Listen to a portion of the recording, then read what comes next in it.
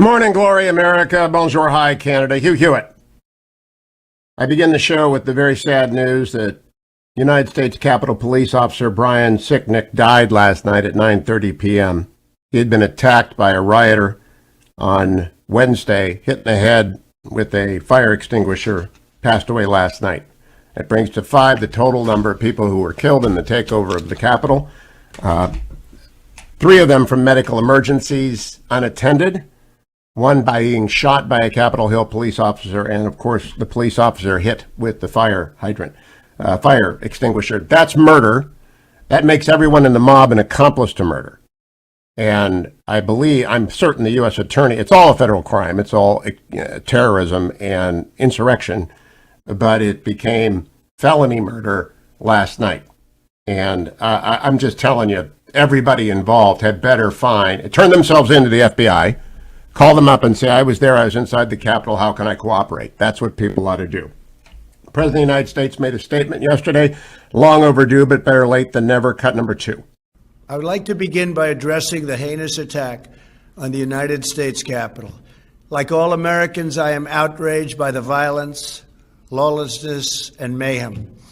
I immediately deployed the National Guard and federal law enforcement to secure the building and expel the intruders. America is and must always be a nation of law and order. The demonstrators who infiltrated the Capitol have defiled the seat of American democracy. To those who engaged in the acts of violence and destruction, you do not represent our country. And to those who broke the law, you will pay. We have just been through an intense election and emotions are high. But now tempers must be cooled and calm restored. We must get on with the business of America. My campaign vigorously pursued every legal avenue to contest the election results. My only goal was to ensure the integrity of the vote. In so doing, I was fighting to defend American democracy. I continue to strongly believe that we must reform our election laws to verify the identity and eligibility of all voters, and to ensure faith and confidence in all future elections. Now Congress has certified the results. A new administration will be inaugurated on January 20th. My focus now turns to ensuring a smooth, orderly, and seamless transition of power. This moment calls for healing and reconciliation. 2020 has been a challenging time for our people. A menacing pandemic has upended the lives of our citizens, isolated millions in their homes, damaged our economy, and claimed countless lives. Defeating this pandemic and rebuilding the greatest economy on earth will require all of us working together. It will require a renewed emphasis on the civic values of patriotism, faith, charity, community, and family. We must revitalize the sacred bonds of love and loyalty that bind us together as one national family. To the citizens of our country, serving as your president has been the honor of my lifetime. And to all of my wonderful supporters, I know you are disappointed, but I also want you to know that our incredible journey is only just beginning. Thank you, God bless you, and God bless America. That was the president. I also want you to hear General Colin Powell, former Secretary of State Colin Powell, with Wolf Blitzer yesterday, cut number 6. They're watching with great interest, and they can't believe we have done this to ourselves. So that's the gift for Mr. Putin, who I know quite well. You know, we like to pick on them and say they're doing things wrong or bad or they're not good. And suddenly they're looking at the United States of America. And we got people running all through our Capitol building. I've never seen them run through the Capitol buildings of the Russian Federation. And so they're just smiling and saying, see, the Americans are not as big and bad as they like to make themselves out to be. But they're going to be surprised. They're going to discover that we're going to rebound rather quickly. I believe that once we settle this problem of these people who are out there and whatever they came from, arrest them, put them in jail, or run them off, but clean out the place. And once we settle down, and frankly, once Mr. Trump is no longer the president of the United States of America, and we have other people in the government, and we have a new president, I think things will settle down quickly. The big problem that I have with all of this is that where was the Congress in all of this? In all of the things that we have been doing, the Congress just went along with Mr. Trump. Usually it was just the Republican side, but there was some things we did that showed that the Congress was not ready to do its duty. All of these things that have come up, let's deploy forces here, let's put forces there, let's make the budget this high, let's make the budget that low. This is congressional duty business. In my years in the military, in my years as National Security Advisor and as Secretary of State, I welcomed Congress challenging me for what I was doing. That's what they're supposed to do, and that's what I'm supposed to listen to. What should I be doing? What do you think I should be doing? And I would debate the Congress, and I would argue with them. And we settled out the arguments after discussing them. But that doesn't happen now. We've got an extremely weak cabinet. It's getting weaker by the day. They're walking out now. And they did not challenge the president. You saw the movie or the television piece last week with the argument that the president was having with some people. And they told him the truth. But he didn't want to hear the truth. He said, no, I'm not buying that. We would never have seen something like that during my days in government. When we went in to see, say, President Bush, the Gang of Eight, we called ourselves, a group of eight. It was me and Mr. Cheney, my boss, and the Secretary of State Baker. It was a great group. But we were free to talk. And I've told this story many, many times. You know, Mr. Cheney was my boss. I was just the chairman. I had no authority in that room. But Cheney would give the position of the Department of Defense to President Bush. Mr. President, this is the decision that we make. This is what we recommend to you. And then he would pause and say, but Colin doesn't agree with me on everything. Colin, tell the president what you think. And I would. And that's the kind of organization we had. We all chipped in. We all contributed our viewpoint. And not to have that kind of a government is to have the weakest possible government possible, where you not allow people to come in and talk openly before the President of the United States. And Bush would just sit there and listen to it. And then when he had heard it all, he was ready to make a decision. He made the decision. We executed that decision. That's gone. I don't know where it went, but it's gone. And there is not a cabinet now that understands this as well as they should. And they're not doing the job they're supposed to be doing. Is it going to come back in the new administration?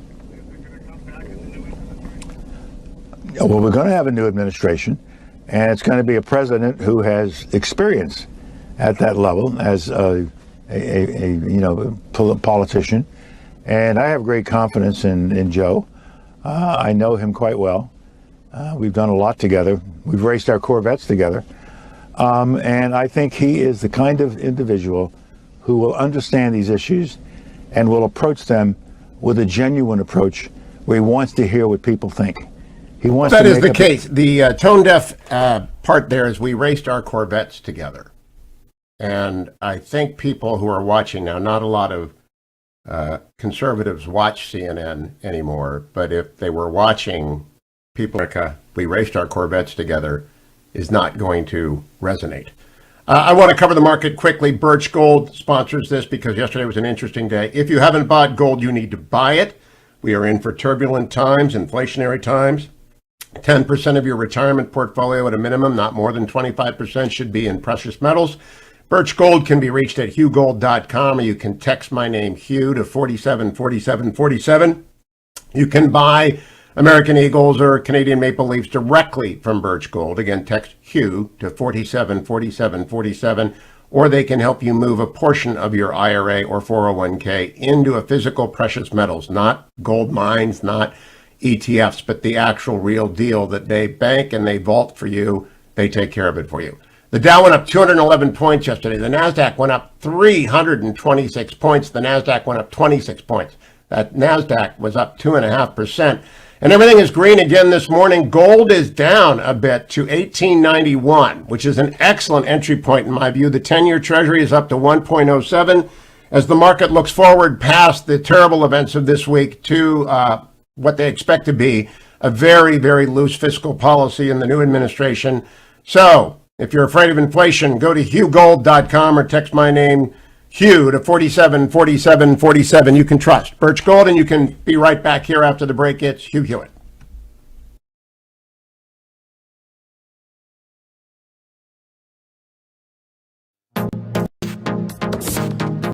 Trending now on the Eric Metaxas Show.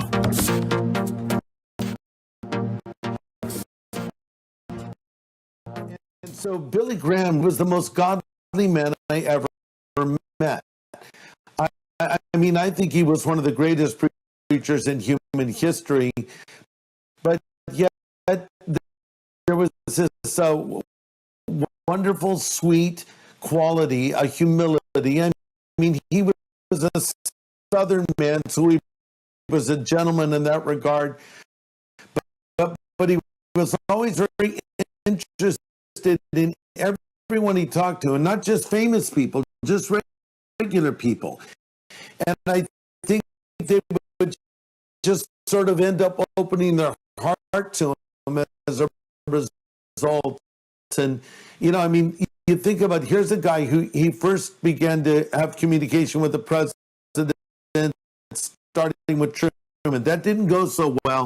He learned some important lessons there because he kind of crossed the line by his own admission in his meeting with the president and talked about it afterwards to the press and never did that again. But then, you know, fast forwarding through the various presidents, Billy was very close with Eisenhower, with Nixon, with Kennedy, with Johnson, of course with Reagan, very close with Reagan. And even President Obama went to see Billy at his home in Montreat, North Carolina. And you could arguably say Billy had a relationship with Donald Trump, not when he was president, but when he was still a businessman, because Trump came to Billy's 95th birthday party and sat at the table with them. So they had a conversation and a relationship. So to me, this is a beautiful thing. It's like, you know, we want to, you know, Paul says he becomes all things to all men, that he might win them to Christ. And it doesn't mean we compromise our views. It doesn't mean we do something that is ever immoral or unethical. But what it does mean is we want to keep communication open, because the objective is to build a bridge, not burn a bridge. And Keep up with what's trending. Subscribe on YouTube today.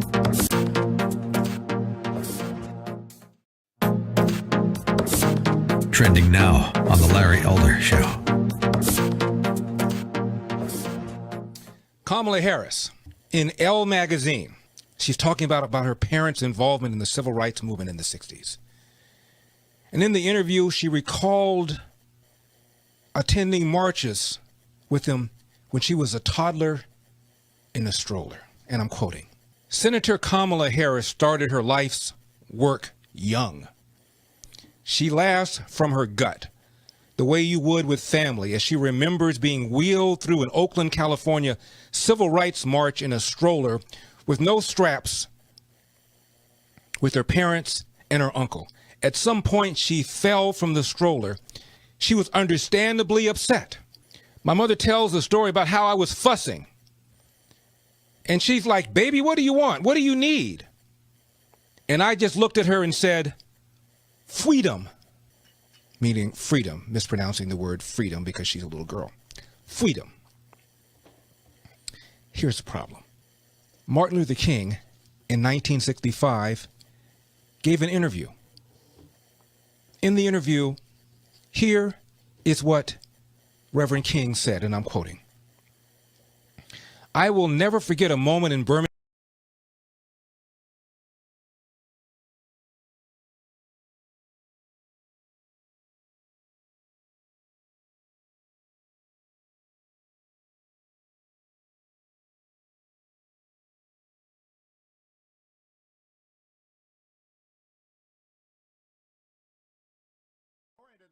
The poet laureate of the Hugh Hewitt Show, Tarzana Joe. Hello, Joe. Hello, Hugh. You know, a couple of weeks ago, you may remember, I accused myself of Cassandraing when I said in a poem that I didn't think all of this was going to work out well.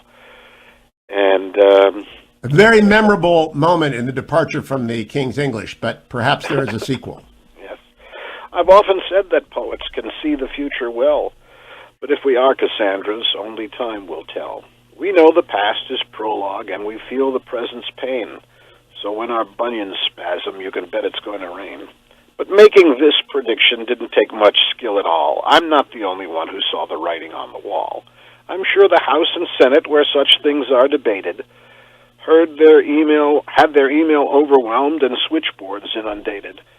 The lack of preparation for the doings of some devils signals gross incompetence on many different levels. MAGA should have made it clear exactly what was planned and disavowed well in advance some Custer-like last stand. And those who claim to be in charge, the adults in the room, should have seen their stimulus was packed with pork and doom. Although they move in limousines, the people have been caged. Take away what's left of hope, no wonder they're enraged. I'm not a whataboutist. I feel such talk is shameless, but no one in this country should think that they are blameless.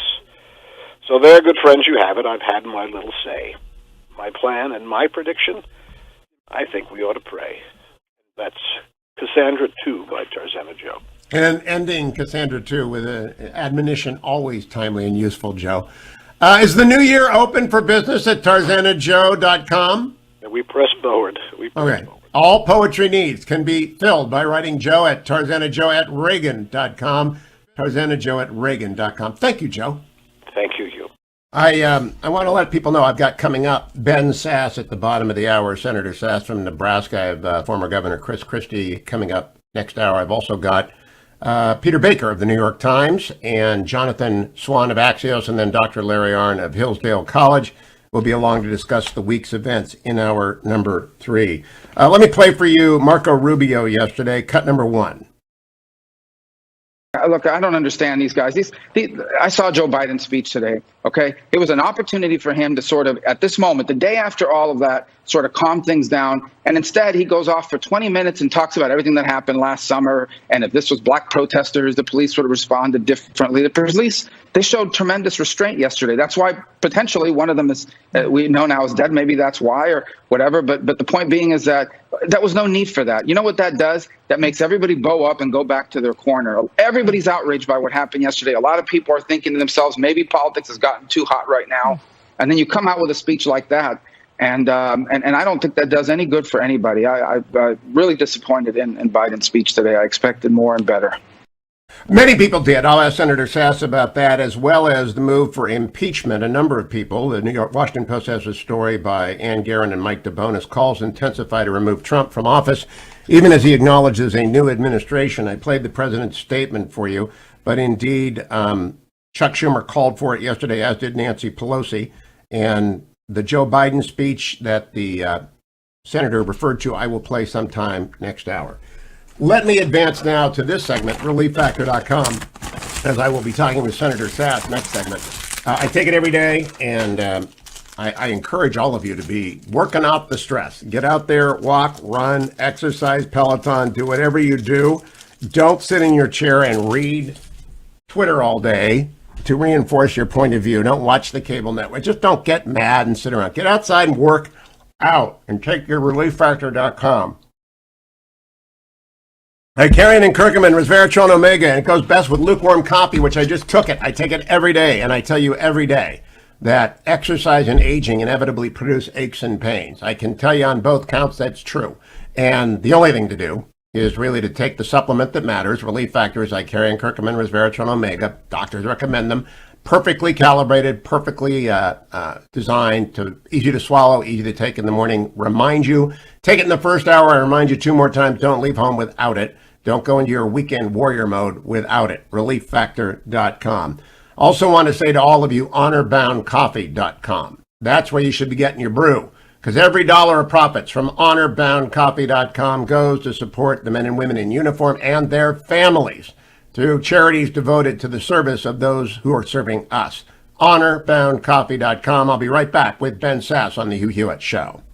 Portions of The Hugh Hewitt Show are brought to you in part by Birch Gold Group.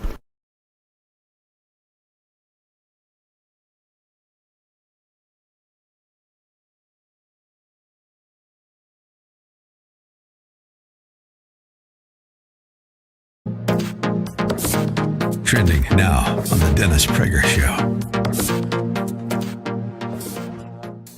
Will the Democrats, with all this power, then make 11 million illegal immigrants citizens? They announce it. They want to do that. Why do they want to do that? Because they want 11 million more votes. The aim of the left is power. It has nothing to do with making a better society. That's the veneer. But what they want is power. That's why they have a tremendous advantage. The left everywhere in the world has a big advantage because people rather be taken care of than have liberty. I've said that for decades, and you know, this is a living proof right now. The number of Americans without liberty in Scotland. You know, in Scotland, you can't leave your house. Have you read that? Yes. You can't leave your house. Yeah. And people have accepted it. And the police will arrest you if you leave your house. If I'd have told you 2 years ago, in Scotland, people will not be allowed to leave their homes, you'd have thought I was crazy. And people accept it. Oh, okay, government says I shouldn't leave my house. After all, science says is now, thus saith the Lord. In fact, in the Bible, thus saith the Lord had less impact than science says has today. Right? The Lord saith that you must take care of the widow and the orphan and be honest in business and follow justice and love mercy, right? Thus saith the Lord. Keep up with what's trending. Subscribe on YouTube today. Trending now on the Mike Gallagher Show. You know what? I saw Ron DeSantis say something the other day that really, really got to me. He said the highlight of my life, of my job, of my existence is to have people come up to me now and with tears in their eyes and say, thank you, Governor DeSantis. Thanks to you, my family still has an income. I still have a job. Thanks to you, I've been able to survive this horrific year. You should see New York. Oh, my goodness. It's terrible what New Yorkers have experienced and are continuing to experience. And believe me, look at the comparisons of New York and Florida. It's very apt. So here's Governor DeSantis at that press conference where a CNN reporter was strutting around like a peacock trying to embarrass him and talk over him. And he completely bested her with this exchange. What has gone wrong with the rollout of the vaccine that we've seen phone lines jammed, websites crash? There's a lot of demand. I mean, I think at the end of the day, excuse me. If I could finish my question. You just said what has gone wrong, so I'm answering the question. If I could complete the question, though. So you're going to give a speech or you're going to ask a question? We've seen websites crash and also senior citizens waiting overnight for the vaccine. Where was that at? We've seen it in Duval, Broward, Orange, and Lee. Why was there a big line? Did you investigate why? Could you tell us why? Because we distributed vaccine to hospitals, and the hospital said, first come, first serve. If you show up, we'll do it. See, I mean, these CNN clowns aren't interested in any kind of answers. She doesn't care about a response. She wants to posture and behave more like an activist than a reporter. Keep up with what's trending. Subscribe on YouTube today. Trending now on the Charlie Kirk Show. And look, someone said, they just messaged me. They said, well, BLM wasn't arrested. You're right, but we know how this works, okay? That's the point.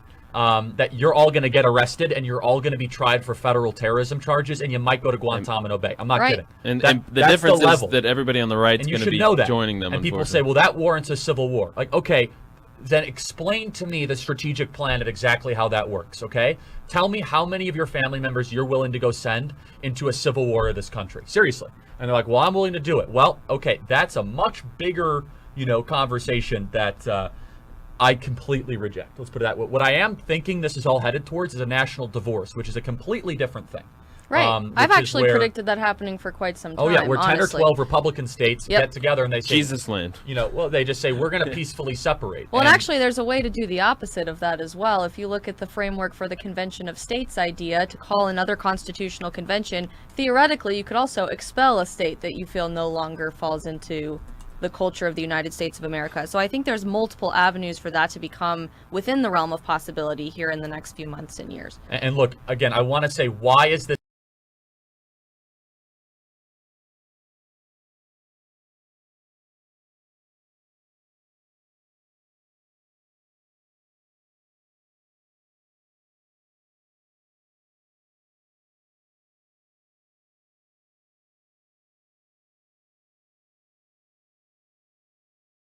Welcome back, America. Hugh Hewitt.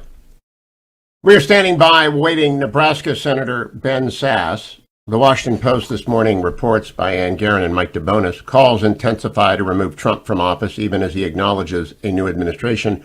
President Trump promised a smooth transition in a video message, which I've already played for you this morning, posted on Twitter Thursday night, saying that his supporters had pursued post-election challenges in good faith, but now, quote, tempers must be cooled and calm restored. Trump's comments are the closest he has come to acknowledging his loss, and they follow escalating calls for his removal, coming hours after the nation's top congressional Democrats demanded he be removed from office for his role in the deadly sacking of the U.S. Capitol by a pro-Trump mob. I've already told you that late last night, a member of the Capitol Police died. I'm joined now by Senator Sasse. Good morning, Senator. Good morning, Hugh. What is your assessment of the president's intention and his culpability for the insurrectionists and the rioters breaking into the Capitol and murdering a Capitol policeman? Well, the People's Capitol, which is obviously the greatest symbol around the world of freedom and liberty and self-government. There's polling all over the world that the dome of the Capitol is literally the most identifiable symbol of freedom. And it was ransacked by a mob that was incited by the President of the United States. While blood was actually being shed in the Capitol, and I was in the Senate chamber, and the Secret Service was trying to rush the Vice President to safety. At those exact moments, the President is rage tweeting against the Vice President. Why? Because Vice President Pence had the audacity to fulfill his oath of office to the Constitution. It's a big deal. Lies have consequences. Now, I'm curious about the word incite. It has a legal meaning. I know you're not a lawyer, but incite means to act with the purposeful intention to cause. That's why I asked you the question I did. Do you think he intended the mob to break into the Congress? You are right that I am not a lawyer, so there's probably 15 sub-definitions of incite. But the president had a rally hours before this happened where he is telling them to go to the Capitol and to go wild. This is a part of a pattern. The guy is addicted to division. This is a deep brokenness in his soul. You and I have talked about it multiple times. Donald Trump is a guy who hurts, and I hurt for him at an anthropological and a human level, but at a level of his oath of office to the Constitution. The duty of the President of the United States is to preserve, protect, and defend the Constitution. And the President is addicted to social media and to television and to division, and he's been lying to the American people for 8 straight weeks and planned it long before. No matter what was happening in any state, he was going to say the election was being stolen and the people needed to rise up. So, Senator, this morning he said repeatedly to go wild when you get to the Capitol. They went to the Capitol and some went wild. Now, let's be clear here. There are 30,000 people here. The vast majority of them are honorable, freedom-loving people. The vast majority of them, but not all of them. Do you, I got to land the plane, though, Senator. Do you think he intended for the riot and the occupation, the insurrection to happen? I think Donald Trump wanted there to be massive division, and he was telling people there was a path by which he was going to stay in office after January 20th.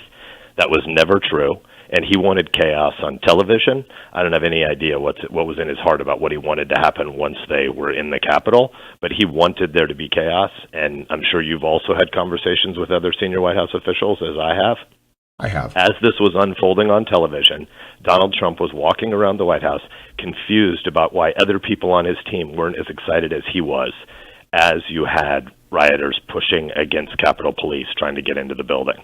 As it was happening, he was delighted. That said, should he be impeached and removed? I think that there are a lot of questions that we need to get to the bottom of about why the National Guard was not deployed. Why was it delayed? So that's what I've been working on last night and this morning. I want to understand more about why the National Guard wasn't deployed when there had been clear calls for it, and then why that delay happened. So there are more things that I need to understand before I get to a conclusory judgment about that. But I think that the question of was the president derelict in his duty, that's not an open question. He was. Now, you know that the history of the Roman Revolution from 60 BC to Augustus Caesar is a progressive cycle of iterations away from the norm. A rushed impeachment would be yet another iteration away from the norm. Would that not itself be terribly damaging? So I think you raise a really good point, and it's why I think there's a distinction between the objective question of was the president derelict and the prudential judgment of what is the best way to take America forward. Donald Trump's not going to be in office in 13, 14 days, whatever the right count is. I don't care much, again, at a human level. I've built a relationship with the president as we had to work together over the last 4 years, and I'm sad for much of who Donald Trump is. But I don't really care at the level of American constitutional health where Donald Trump is in 2023. I do care a lot about where the American people are, and there are many, many, many great Americans who voted for Donald Trump because they didn't like the alternatives. They didn't like Hillary Clinton in 2016. They didn't like the failure of so many, not all, but so many in the Democratic Party to push back against AOC's agenda to drive the Democratic Party further to the left. So I understand. I didn't vote for Donald Trump, but I understand why lots of people did in my state and across the country. And what I want us to be doing is moving forward with 85, 90, and 95% of the people wanting to reaffirm a constitutional system of checks and balances, where you don't have the Article 2 leader trying to incite action against the Article 1 branch in the people's house. And so I'm with you that the prudential questions about what's good for the American people in 2023 and 2033, those should be the most important questions right now. Do you want members of the cabinet to resign in protest? And if so, who? I would say that I've had conversations for 4 years straight with members of the cabinet who see behavior that they regard as not just morally disgusting, though that, but just totally confusing about an adult who's supposed to be shepherding this great gift that we've inherited as the constitutional system, that we pass it on to our kids. And many people have asked my advice over 3.5 years about whether or not they should stay or resign.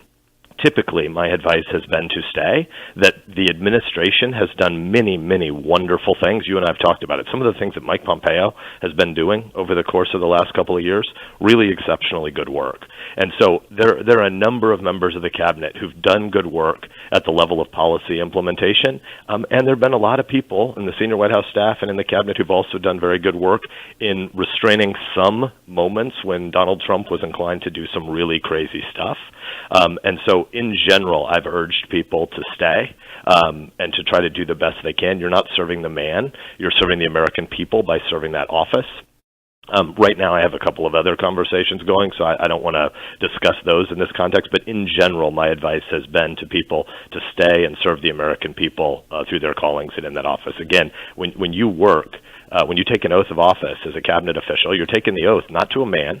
The crap we saw at the Capitol where a United States flag at one point came down and a Trump flag went up instead, that's not what people are taking an oath to. They're taking an oath to the flag of the United States that people for 240 years have bled and died to protect. And when they take that oath and serve in the Article 2 branch, they're doing it under the authority of the person who's the chief executive, the presider, which is what the word, as you know, president is supposed to mean. It's not supposed to be a kingly title. They're not doing it to a man. They're doing it to the American people in the office. And so in general, I think the right choice is for people to serve stability. So that's the cabinet. There are three key staff members, the chief of staff, the White House counsel, and the national security advisor. Do you want those three to stay and serve through the transition? I think all three of those, I can't remember if you said White House counsel or not, but I did. Add your list. Okay. I think all of those, American people would be best served by them staying in their offices. Ronna McDaniel is likely to be elected unopposed to a third term of the RNC today. She's a Trump selection. Do they need a new chair? Tommy Hicks, by the way, is co-chair running for re-election, but he has challengers. What is your advice to the Republican National Committee about both of those offices? The Republican National Committee is not a healthy organization. As you know, in the 2016 campaign, I campaigned for almost everybody not named Donald Trump, and it became pretty clear that the RNC as a structure was, akin to a fueled-up 747 sitting on a runway that could be hijacked by almost anybody with a big brand. And that's what happened. And I've made it pretty clear that I think it's pretty dangerous for the party of Lincoln and Reagan to become a party of, a lot of QAnon nonsense and a lot of TV obsession and a lot of narcissistic trolling. Our party needs to be bigger than one personality, and I hope that the Republican National Committee is thinking hard about how we serve our kids by trying to put forward an argument that can speak to 70%, and frankly, that could speak to 90% of America. And right now, we don't do that. I mean, do you want a clean saw that in sweep? Georgia.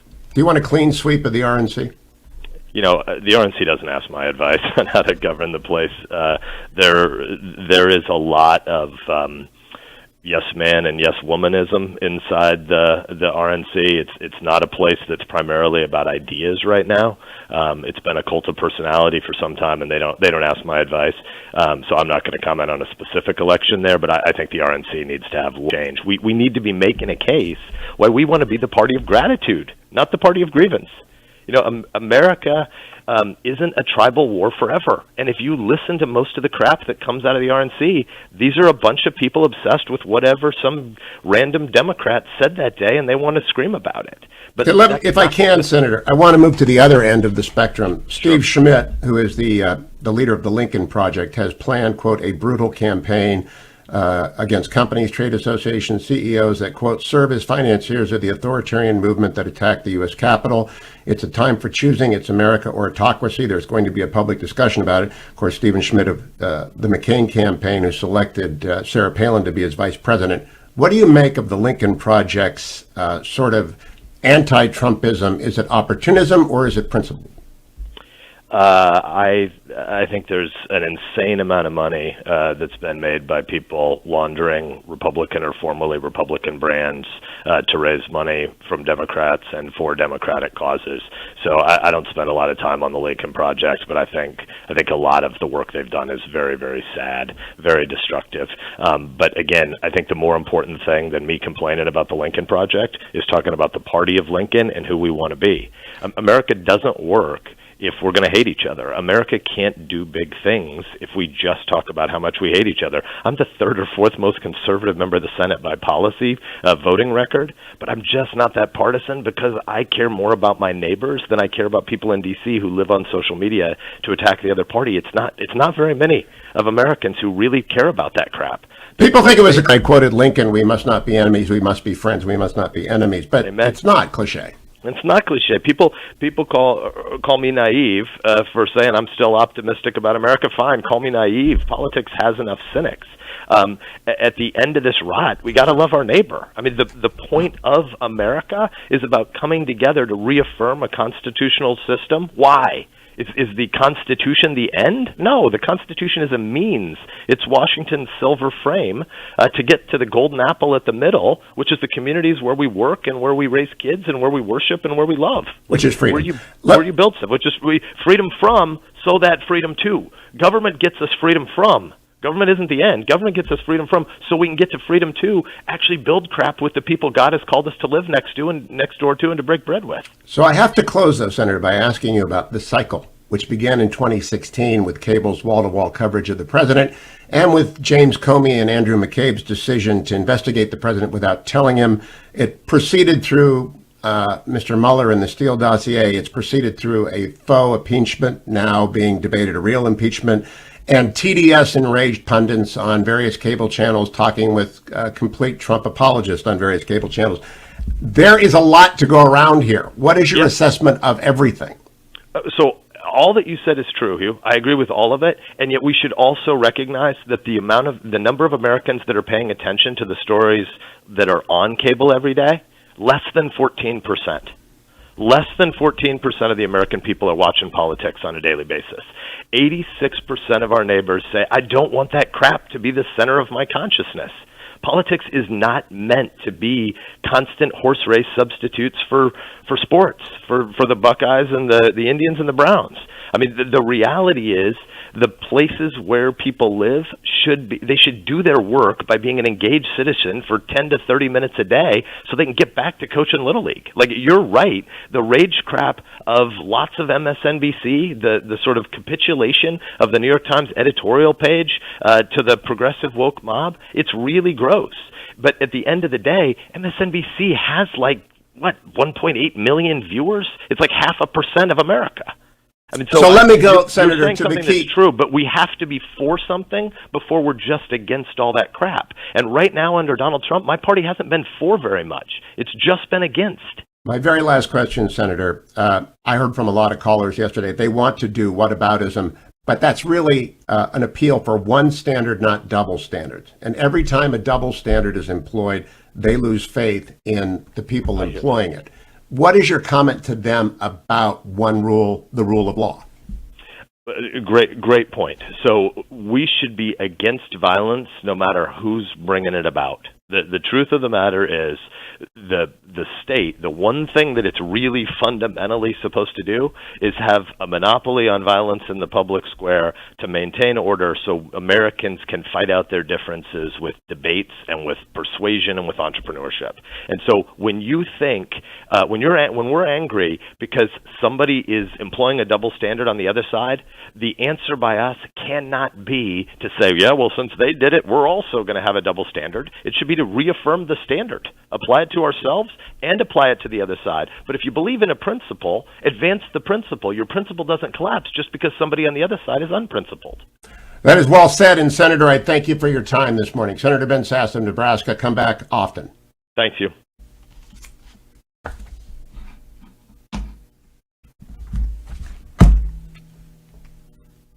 Great.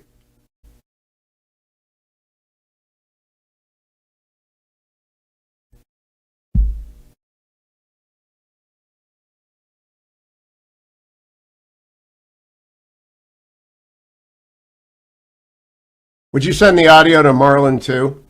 Then let's get it up on YouTube as soon as possible.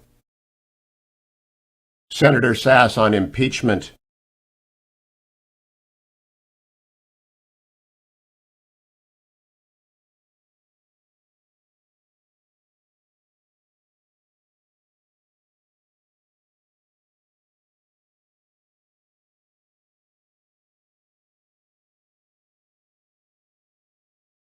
Where we love, which is freedom.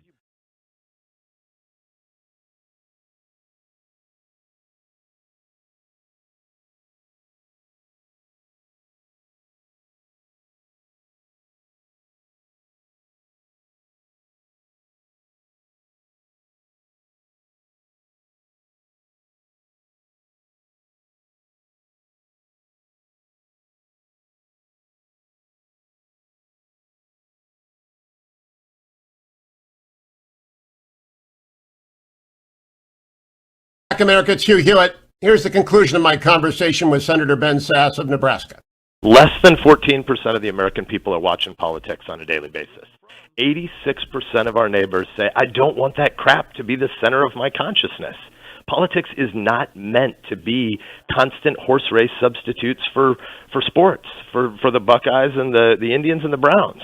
I mean, the reality is the places where people live they should do their work by being an engaged citizen for 10 to 30 minutes a day so they can get back to coaching Little League. Like, you're right. The rage crap of lots of MSNBC, the sort of capitulation of the New York Times editorial page to the progressive woke mob, it's really gross.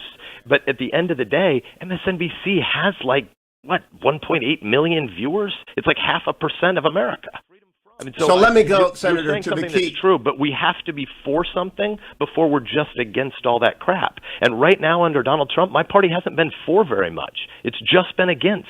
My very last question, Senator. I heard from a lot of callers yesterday. They want to do whataboutism, but that's really an appeal for one standard, not double standards. And every time a double standard is employed, they lose faith in the people employing it. What is your comment to them about one rule, the rule of law? Great point. So we should be against violence no matter who's bringing it about. The truth of the matter is the state, the one thing that it's really fundamentally supposed to do is have a monopoly on violence in the public square to maintain order so Americans can fight out their differences with debates and with persuasion and with entrepreneurship. And so when you think, when we're angry because somebody is employing a double standard on the other side, the answer by us cannot be to say, yeah, well, since they did it, we're also going to have a double standard. It should be to reaffirm the standard, apply it to ourselves, and apply it to the other side. But if you believe in a principle, advance the principle. Your principle doesn't collapse just because somebody on the other side is unprincipled. That is well said. And Senator, I thank you for your time this morning. Senator Ben Sasse of Nebraska, come back often. Thank you. That is a important conversation to have had, and we will post it so that people can reflect on it. Senator Sasse, one of the more thoughtful members of Congress. I put him up there with Tom Cotton. And yes, Josh Hawley. Josh Hawley yesterday had his book deal canceled by Simon & Schuster, which is a type of cancellation culture. Senator Hawley, you may disagree with his bringing an objection. I did in the Washington Post before he did so. But he was following a well-trod path. It was a path that had been followed by Democrats, as Senator Cotton said yesterday. Only rarely, just every time a Republican's been elected in this millennium, 2004 and 2016, they followed the same path. And so what path was legitimate in 04 and 16 does not become illegitimate because it is being applied to the election where the Democrat won. And whether or not they were going to make false allegations was not at issue. I am Simon & Schuster was my most recent publisher, but I'm aghast by what they did. It is, again, the wokeism that Senator Sasse just referred to. One standard. And if a publisher is going to cancel books under contract, they can choose not to produce a book, but to have a contract and to breach it is not a violation of the First Amendment because it's not state action, but it violates the spirit of the First Amendment, which is a full-throated debate about issues of great concern to the public square. And I'm shocked by what they did and have to consider whether or not Simon & Schuster authors should be welcome here. Don't want to punish them for what the publisher did. My publisher, my most recent publisher, great publisher, but it seems to me to be the kind of decision that the country is all too quick to make, all too quickly on the basis of the echo chamber that is elite opinion generation within the Manhattan Beltway media elite and publishing elite with a little bit of Hollywood and a lot of Silicon Valley thrown in. And that is as aggravating of the situation we find ourselves in as President Trump's remarks on Twitter over the last 4 years. It has become an iterative cycle of condemnation, with both sides addicted to division, as Senator Sasse did, with very few calm and absolutely objective one-standard commentators who pursue the same questions of every person, regardless of party or affiliation, with an opportunity for them to be heard at length and in a conversational style, which I believe we just did with Senator Sasse. I believe that's the kind of interview that you will not hear on cable. Decreasingly, every single platform cannot attract guests from the other party. This is an island. We do get Democrats on here occasionally, whether it's former Secretary Clinton, former Secretary Kerry, Chris Coons, Angus King. They're always welcome. Democrats are always welcome here. Christie will be along next hour. Peter Baker of the New York Times, Jonathan Swan of Axios. Don't go anywhere, America. You are listening to The Hugh Hewitt Show. This portion of the Hugh Hewitt Show has been brought to you by MyPillow. Call 800-951-5493 or go to MyPillow.com and be sure to use a promo code HUGH.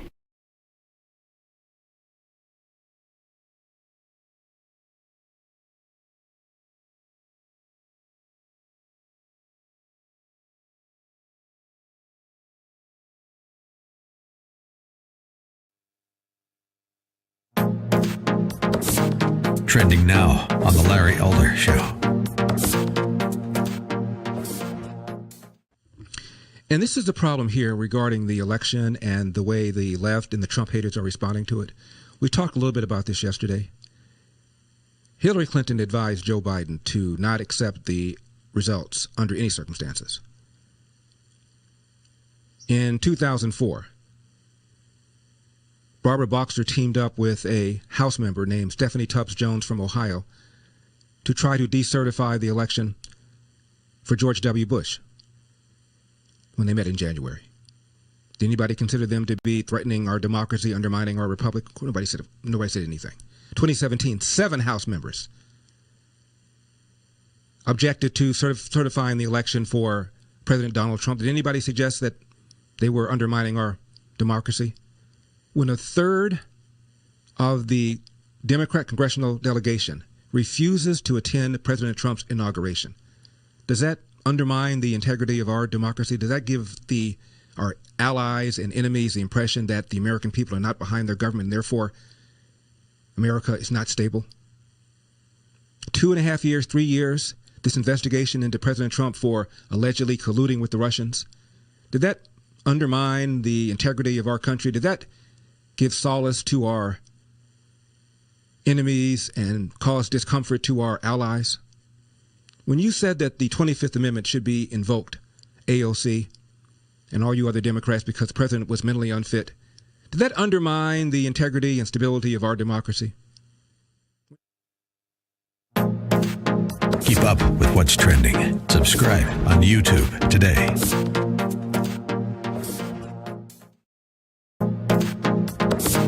Trending now on the Dennis Prager Show. Name me any good institution and give me a left creation of it. Left destroys, not builds. Liberals build, conservatives build, leftists destroy. People don't want to confront it because, as I have said all of my life, the analogy of evil to darkness is not correct. It's the opposite. Evil is so bright, people cannot stare at it. So they fight little evils or make-believe evils. That's what the left does. They fight make-believe evils. American racism, American white supremacy, right? That's what they fight.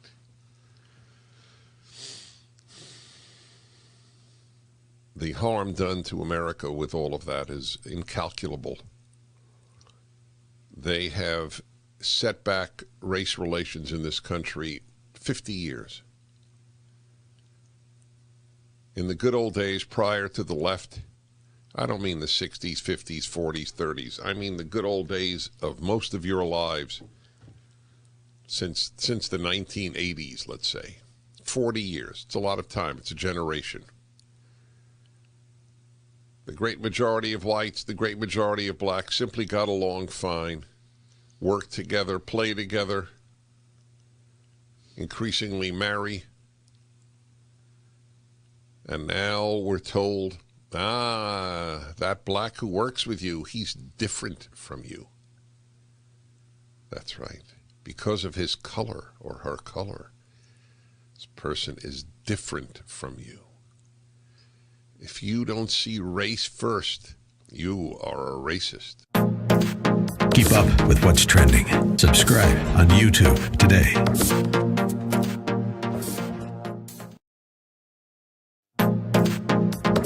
Trending now on the Mike Gallagher Show. I mean, there's a lot of Republicans, okay, thank you, CNN, rush to CNN. You shouldn't give CNN the time of day. Why? Anybody you see on CNN or any of these anti-Republican, anti-conservative outlets, that speaks volumes. It speaks volumes. If you're cozying up to the media elites, you are telling the world who you really are. Again, I love this comment I saw on social media last night. It gave me a little bit of hope after a despondent evening. Fun fact, the ruling elite are terrified of an angry general populace. Listen, they despise people like Ron DeSantis because he stands up to jerks like that lady. Keep up with what's trending. Subscribe on YouTube today.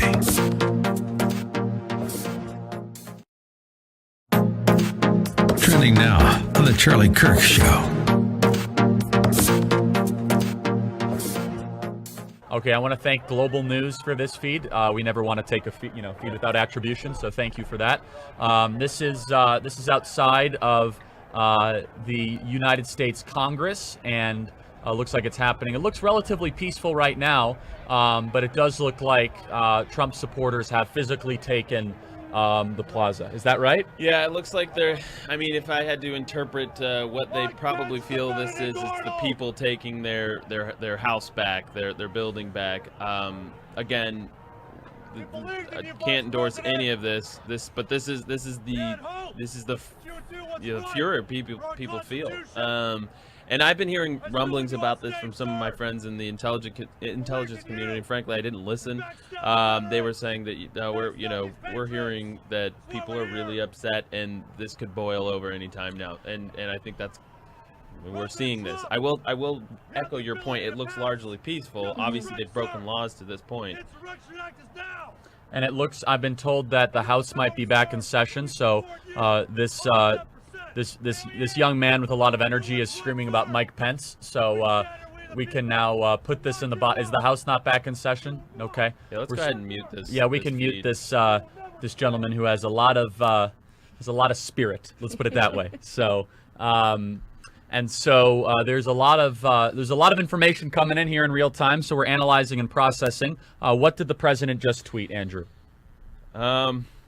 Mike Pence, this is a quote, Mike Pence didn't have the courage to do what should have been done to protect our country and our Constitution, giving states a chance to certify a corrected set of facts, not the fraudulent or inaccurate ones, which they were asked to previously certify. USA demands the truth. Keep up with what's trending. Subscribe on YouTube today. Trending now on America First with Sebastian Gorka.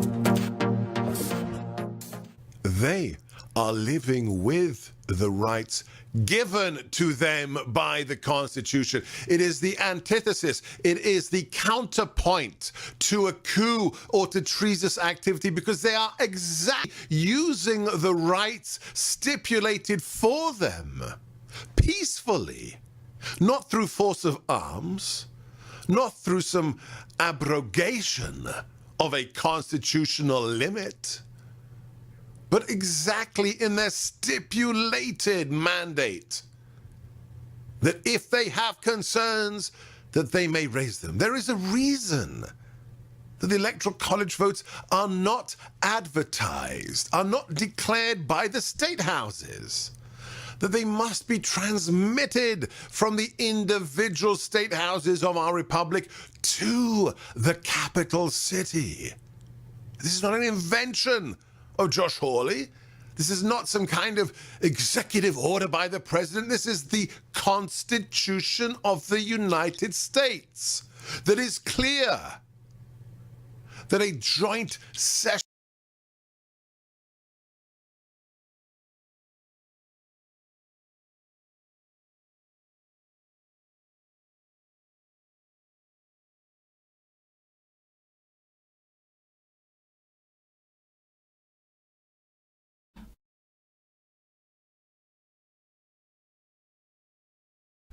Morning, Glory, America. Bonjour, hi, Canada. It's Hugh Hewitt. I am joined by Peter Baker of the New York Times. Good morning, Peter. How are you? Good morning. How are you? Good. I read your story that Capitol attack leads Democrats to demand that Trump leave office. Senator Sasse just declined to say whether or not he would support impeachment. How realistic is this, Peter Baker?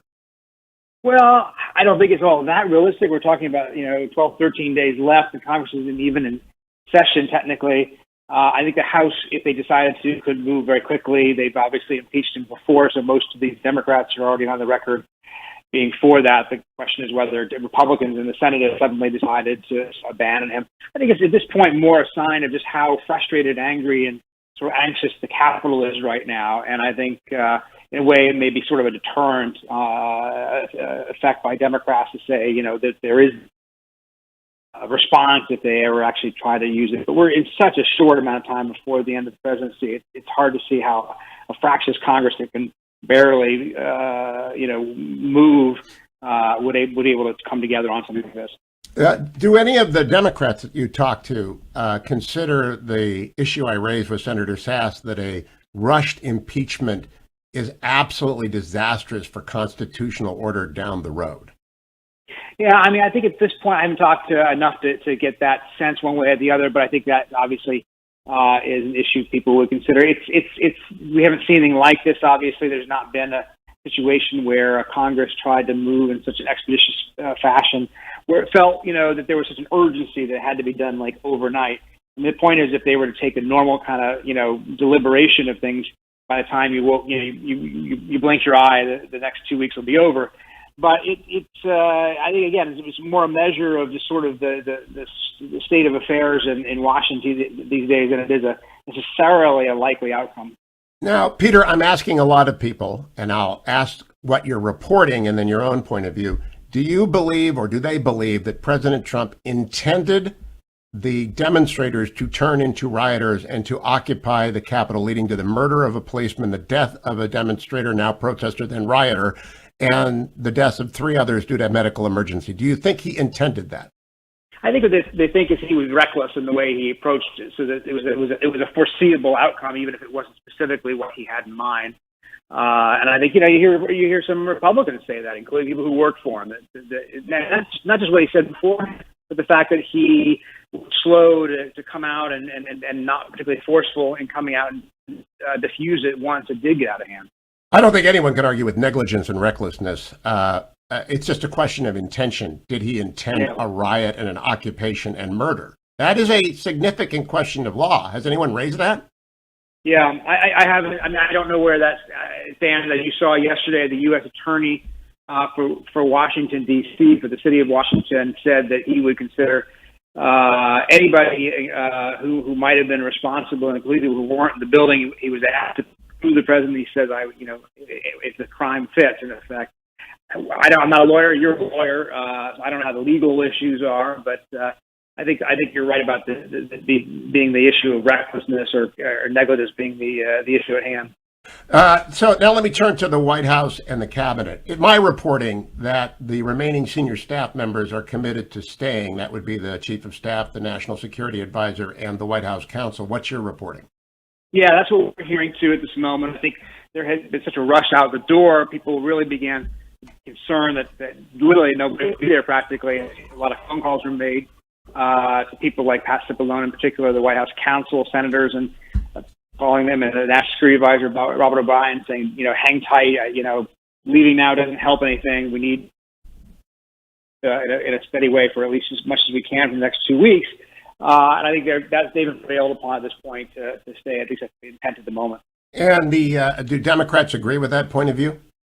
A number of them do. Yeah, I think I think a lot of Democrats are concerned as well about just the instability of the place. Obviously, somebody has to help run the government, not just whether to be able to guide a president who's shown that he's kind of erratic and that they're worried about, but also just in terms of the posture of the country abroad with enemies and so forth. I spoke yesterday with Condi Rice, for instance, who said that she was concerned about what enemies might try to do in the next 2 weeks if they perceived us to be in a position of instability. Yeah, someone needs to go to the Situation Room with the president should there be an attack on American forces, such as happened at Al-Assad last year at this very time. Yeah, that's right. That's right. Or to prevent use of action where it's not justified, if that's something that were to come up. I think there's obviously concern about that, both inside the White House and out. Now, Peter, does anyone on the other team, I'm a Republican, people know that, but do any Democrats express concern over Simon & Schuster canceling Senator Hawley's book? I haven't heard that. That's not something I've heard. I just saw that story late last night. Do any Democrats expand their scope of critique beyond the events of Wednesday as far back as the campaign of 2015, coverage in the media, the constant cycle of outrage that seems to dominate the news business today? Well, look, we're in a period of heightened rhetoric and heightened polarization, and everybody, I think, is on edge in Washington right now. And you're right that there are some people who are saying, well, it wasn't just the last few days. Look at all the things the Democrats or the media have done. And it's just a period where, rather than coming together, unfortunately, after this attack, I think everybody's trying to find a position where they can argue their case. And it's interesting. I mean, Hugh, I've covered things like this when I was a foreign correspondent overseas. And I think it's shocked, obviously, a lot of Americans here because we've not seen anything like this in Washington. And it had that potential to be kind of a shock to the system, say, oh, wait a second, maybe we all should kind of figure out a way to pull back. But we'll see. I think it's such a moment of polarization in this country. Yeah, I think what happened, Peter, I'd love your comment on that. The people already infected with TDS have used this as an opportunity to leverage their hatred of the president into an exponential expression of that. And while a certain segment of Trump supporters split off, a great segment of Trump supporters did not. And that is it's just ripe for continued strife. Yeah, he still has strong support among a lot of people. He obviously got almost 40 members of the House to agree with him still on the Electoral College count, even after the attack. And he called in yesterday to a RNC breakfast I think Ronna McDaniel was having. She put him on a speakerphone, and he was greeted enthusiastically. So it's not like, a lot of people who work for him and support him are very disappointed and broken off with him, no question about it. But he does retain a lot of support among core backers, and I think that will continue to make him a force going forward. But I think it's a bad time. I mean, I talk to people who spent the last 4 years working for him, and they're incredibly demoralized at this point and very upset at him. Oh, I've heard that too. And I am curious whether or not you think the president as a factor in presidential politics is finished. Never predict, especially given this president. He's shown that anything is possible. But I think it's certainly diminished. I think it's certainly harder at this point. Again, it's not that he's not going to be a force in politics. But I talked to a former aide yesterday. Said, look, this crushes his post presidency. All the things he thought he might do now suddenly have been wiped away. Now that they may look different in a few weeks when things calm down. But I think that's the sort of state of mind people are in right now. That this will dominate in a way that to many Trump aides and advisors wipes out a lot of what they've been trying to do for 4 years, and that's I think one of the reasons they're disappointed. I'm the president of the Nixon Foundation. I work with the former president in his exile at San Clemente and his return to New York, and it's very difficult to ever have a conversation about Nixon without discussing the resignation in Watergate. Do you think that is going to be the status quo regarding President Trump? Difficult to have a conversation about every conservative will agree are remarkable achievements, the Abraham Accords, Operation Warp Speed, the judges, all that. Will it be hard to have that conversation without reference to Wednesday? That's the way it feels today, yes. I'd say yes. Now, we'll see. Again, what's remarkable, again, about this president is there's so many things that happened that were so controversial and so, sensational. We thought that would be, a defining turning point, and often it didn't turn out. This is so extraordinary, of course, that it feels like it really will be something that continues lines in any discussion going forward. And it is interesting because I think you're right. You brought up a couple of things. He could have gone out in a different way.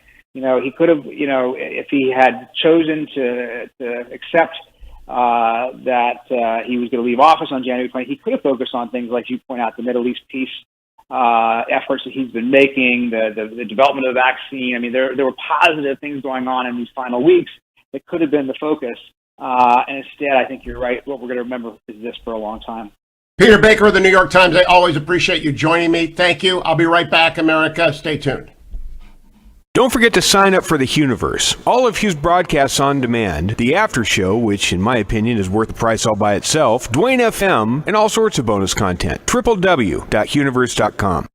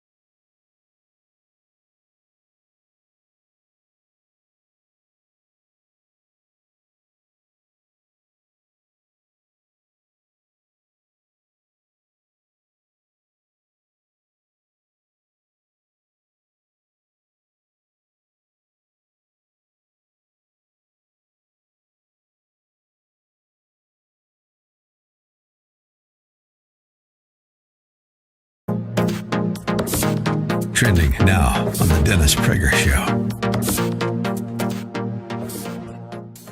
Name me any good institution and give me a left creation of it. Left destroys, not builds. Liberals build, conservatives build, leftists destroy.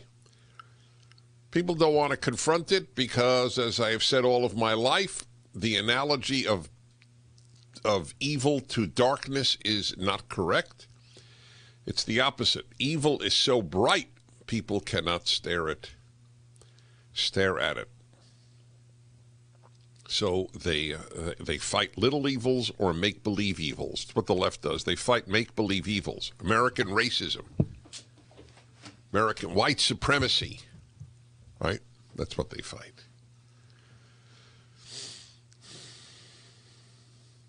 The harm done to America with all of that is incalculable.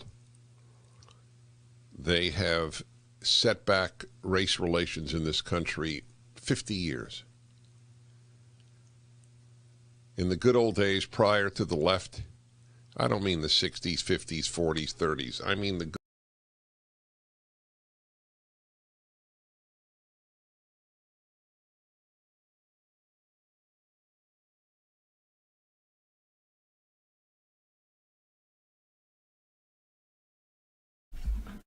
Welcome back, America. It's Hugh Hewitt. I want to encourage everyone out there to pay very close attention to what everybody says in the next couple of days. Do not be quick to come to a conclusion. I think impeachment would be a disaster for the United States, but I am listening closely to the conversations about what is going to happen with an eye on the future.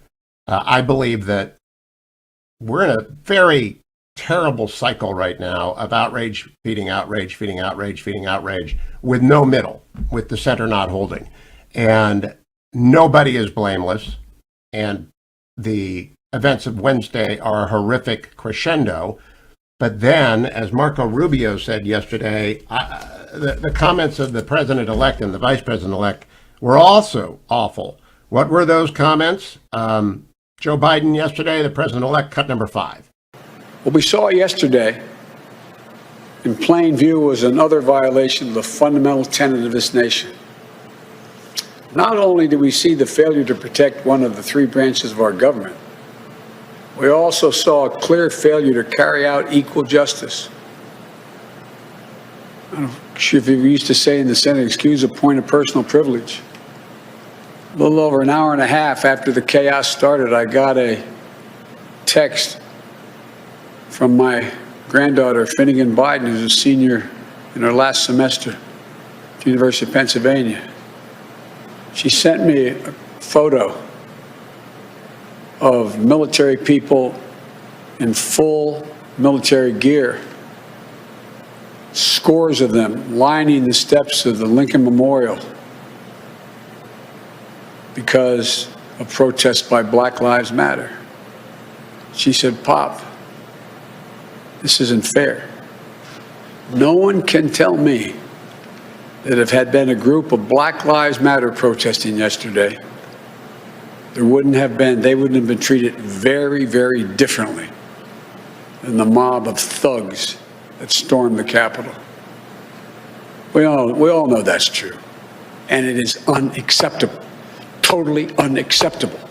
Now, I don't know what he means. Does he mean that Capitol Police would have opened fire on Black Lives Matter demonstrators? It sounded like that. Marco Rubio responded on Martha McCallum last night, cut number 1. Look, I don't understand these guys.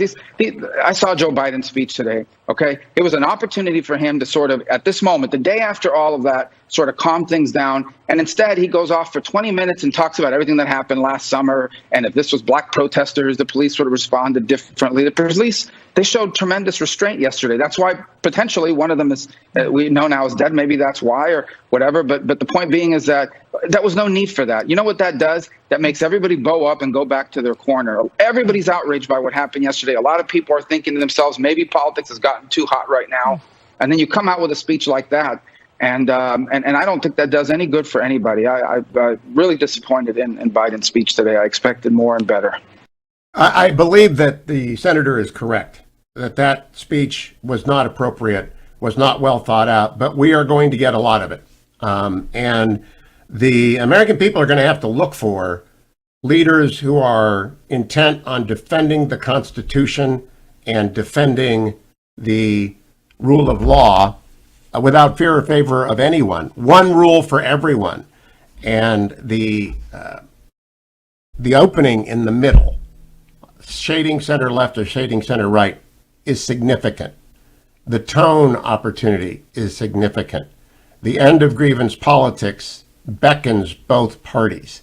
But like the Senator Rubio, I'm deeply disappointed in what the Vice President had to say yesterday. When we come back, Governor Christie, former governor of New Jersey, joins me. Same question set as for Ben Sasse, so do not miss that. Jonathan Swan coming up, and then Dr. Larry Arnn in the last hour, because we need the long view at this moment. Remember, it's all about 50 years from now. It's about your grandkids. It's not about what you feel right now. It's about where the country will be in 50 years. And remember as well, we have enemies, foreign and domestic. We saw the domestic enemies both on the in the Capitol yesterday and throughout the summer, but we have got foreign enemies who have been there and remain there, and we can't forget that. I'll be right back with Governor Christie after these messages. Stay tuned to the Hugh Hewitt Show. This portion of the Hugh Hewitt Show has been brought to you by MyPillow. Call 800-951-5493 or go to MyPillow.com and be sure to use a promo code HUGH.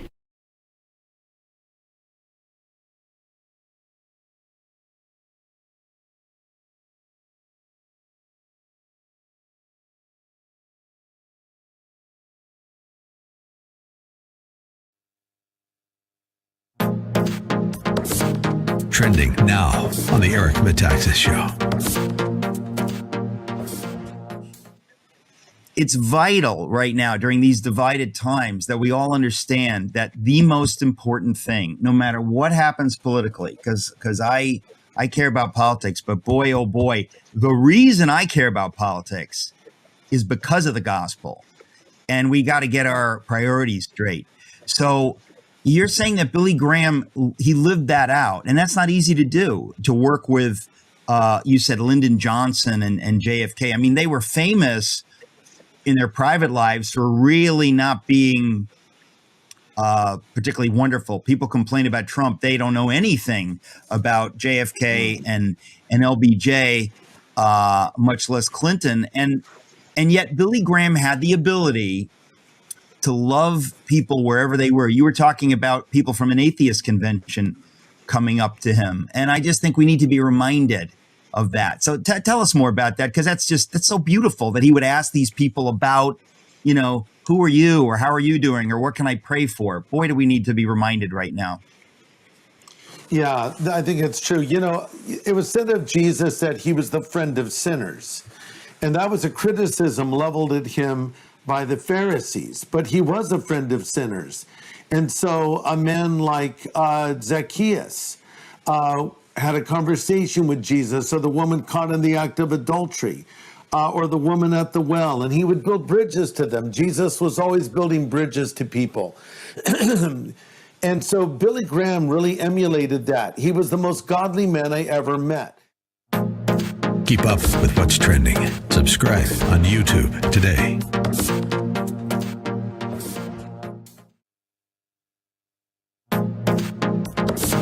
Trending now on the Larry Elder Show.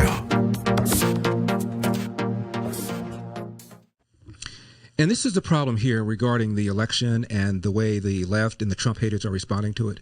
We talked a little bit about this yesterday. Hillary Clinton advised Joe Biden to not accept the results under any circumstances.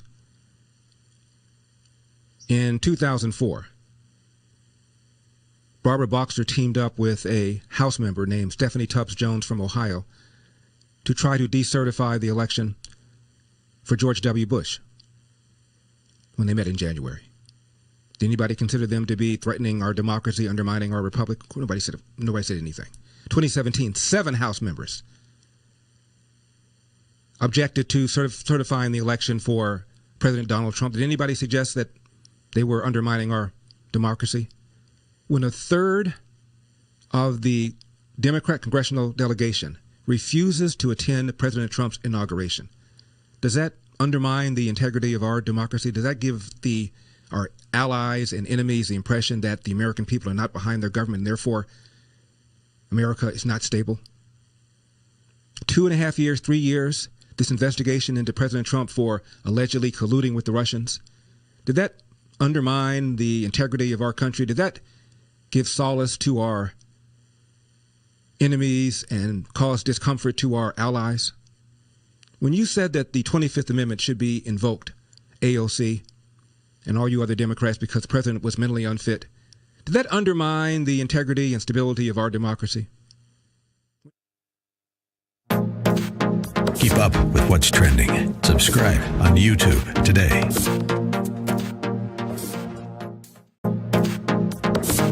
Trending now on the Dennis Prager Show. Name me any good institution and give me a left creation of it. Left destroys, not builds. Liberals build, conservatives build, leftists destroy. People don't want to confront it because, as I have said all of my life, the analogy of evil to darkness is not correct. It's the opposite. Evil is so bright, people cannot stare at it. So they fight little evils or make-believe evils. That's what the left does. They fight make-believe evils. American racism, American white supremacy, right? That's what they fight.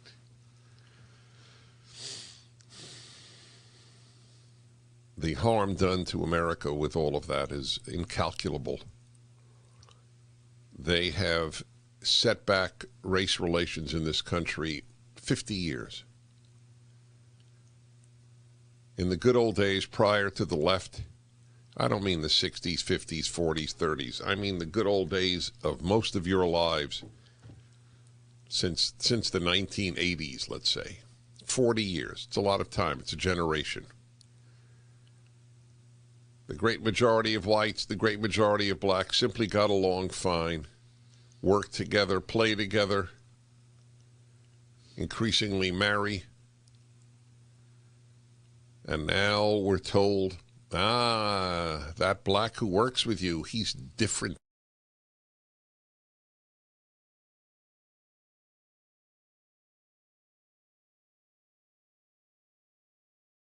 Welcome back, America. It's Hugh Hewitt, joined now by Governor Christie. Governor, welcome back. It's good to have you again. Happy to be back, Hugh. Have you spoken with the president since Wednesday's events? I have not. All right. A very tough first question, Governor. You were the first of the major Republican contenders in 2016 to endorse the president. Do you regret that decision? I do not, Hugh. I do not, because I knew when I dropped out of that race and then after the South Carolina primary that none of the other people on that stage were going to beat Donald Trump. He was going to be the Republican nominee, and I was completely committed, in fact, in some ways desperate, to make sure that Hillary Clinton was not the next president of the United States. And when you look at the tax cuts, the regulation cuts, most importantly, the judicial nominees, the problem is that the president's behavior at times has obscured his accomplishments. But there have been a number of very important conservative accomplishments during his time that would not have happened if Hillary Clinton had been president. So I don't have any regrets. Oh, I agree. The JCPOA and the Abraham Accords, there's a great list. Will that now always have appended to it, as Nixon has resignation appended to him, the riot and insurrection of Wednesday? Of course it will. That was a scene and a set of actions that really, I think, shook the American people. And those images, I don't think will ever leave anyone who was watching them. And so it will always be part of the legacy of Donald Trump, if not the first paragraph. Your assessment of the president's intention on Wednesday and his culpability for the insurrectionists, the riot, and now we know murder of a police officer inside of the Capitol, as well as the death of 4, one by shooting. Well, I don't believe the president intended for what happened to happen. But I think, as has happened for all of the 8 weeks, Hugh, since the election, the president put first and foremost his perception that this election was stolen from him, and his personal grievances were put first, and he used them on Wednesday to fire up that crowd, as he'd been firing up that crowd remotely for 8 weeks with the allegations that the election had been stolen, when there really is no solid evidence that the election had been stolen. And so I think that, do I think he went on that stage and Don Jr. and Rudy Giuliani thinking that what was going to happen afterwards would happen? No. But I do think it was foreseeable that you could fire up a crowd enough that things would happen that you couldn't anticipate. And we expect more from someone who holds that office than the conduct over the last 8 weeks, Hugh. The last 8 weeks has been just unacceptable. Now, Governor, you are a prosecutor. I served time in the Department of Justice as a staff member, but not as a prosecutor. Are all of those rioters inside the Capitol now exposed to felony murder with the death of a police officer? Potentially, yes. I don't think the Justice Department would do that. I think they'd want to see some type of nexus between where they were, what they were doing, and the death of this particular officer. But if you're talking about it as kind of a law school exercise, Hugh, that potential is there. But I think as a practical matter, you'd want to see some type of nexus between the conduct of the individual person, rider you were talking about, and the injuries sustained by that police officer, which ultimately resulted in his death. Will the president face civil liability from the family of the dead officer? Very well could, and I think this is one of the things that, overall the president hasn't really thought too much about, is that issue. And I think that, that could also apply to Don Jr. and to Mayor Giuliani. That's what I think, and I don't know that anyone has really thought that through yet. There is talk of impeachment. I think that is a terrible idea for the future of the Constitution and the country. A rushed impeachment would be like the Roman Revolution, but what are your thoughts? Yeah, I think it would be a bad idea, Hugh. With 12 days remaining, I think the idea of impeachment or removal by the 25th Amendment is a bad idea. What I said the other night on ABC when we were covering all these events was that the commission's members, the staff at the White House who remain, and the members of the cabinet who remain, they took an oath too to protect and defend the Constitution. And I think their heightened, if they stay, their heightened responsibility is to make sure that if the president asks them to do something that they believe is violative of that oath, to sound the alarms immediately. And I think they have a heightened obligation. They always have an obligation to do that. But after the events of this past week, they have a heightened obligation to do that over these final 12 days. And I think if they do, then the idea that it's necessary to remove, the president in any way in the last 12 days is obviated. Now, I would like to talk to you about the RNC briefly, Governor Christie. Ronna McDaniel is likely to be reelected today as chairman of the RNC. She is not opposed, but there is a co-chair, Tommy Hicks, strong ally of the president and his family, who is opposed. What is your recommendation of the 168 members of the Republican National Committee about both offices? We have people down there from New Jersey who are part. Two of the three of them, at least, were people that I put on the Republican National Committee to represent the state when I was governor, and they've remained. Bill Palatucci and Virginia Haynes, and I have good faith in both of them to make that decision. They're the ones that are much closer to it than I am. I've never met Mr. Hicks. I of course know Ronna, but I think I'd leave it up to those guys to make that call. Now, Governor, the Lincoln Project Stephen Schmidt is planning, according to the Wall Street Journal, quote, a brutal campaign, close quote, against companies, trade associations, CEOs, and others that, quote, serve as financiers of the authoritarian movement that attacked the U.S. Capitol. It's a time for choosing. It's America or autocracy. There's going to be a public discussion about it. I remind people Stephen Schmidt was John McCain's campaign manager, responsible for the selection of Sarah Palin, and has been a consistent critic of Donald Trump for 6 years. What's your response to Stephen Schmidt and the Lincoln Project? Well, I think all it is a vehicle to make money for all those folks who are connected to the Lincoln Project, whether it's Steve Schmidt or Rick Wilson or any of those folks. And the fact is, that's what it is. It's nothing more than that. And for them to be out there saying and doing those things, and let's remember, Steve Schmidt has not been a consistent critic of the president. If you remember my book, Hugh, I note in my book that when Corey Lewandowski was fired, the first campaign manager of Donald Trump, there was an opening for that in that job. Steve Schmidt asked me to set up an interview for him with Donald Trump, an interview which he participated in.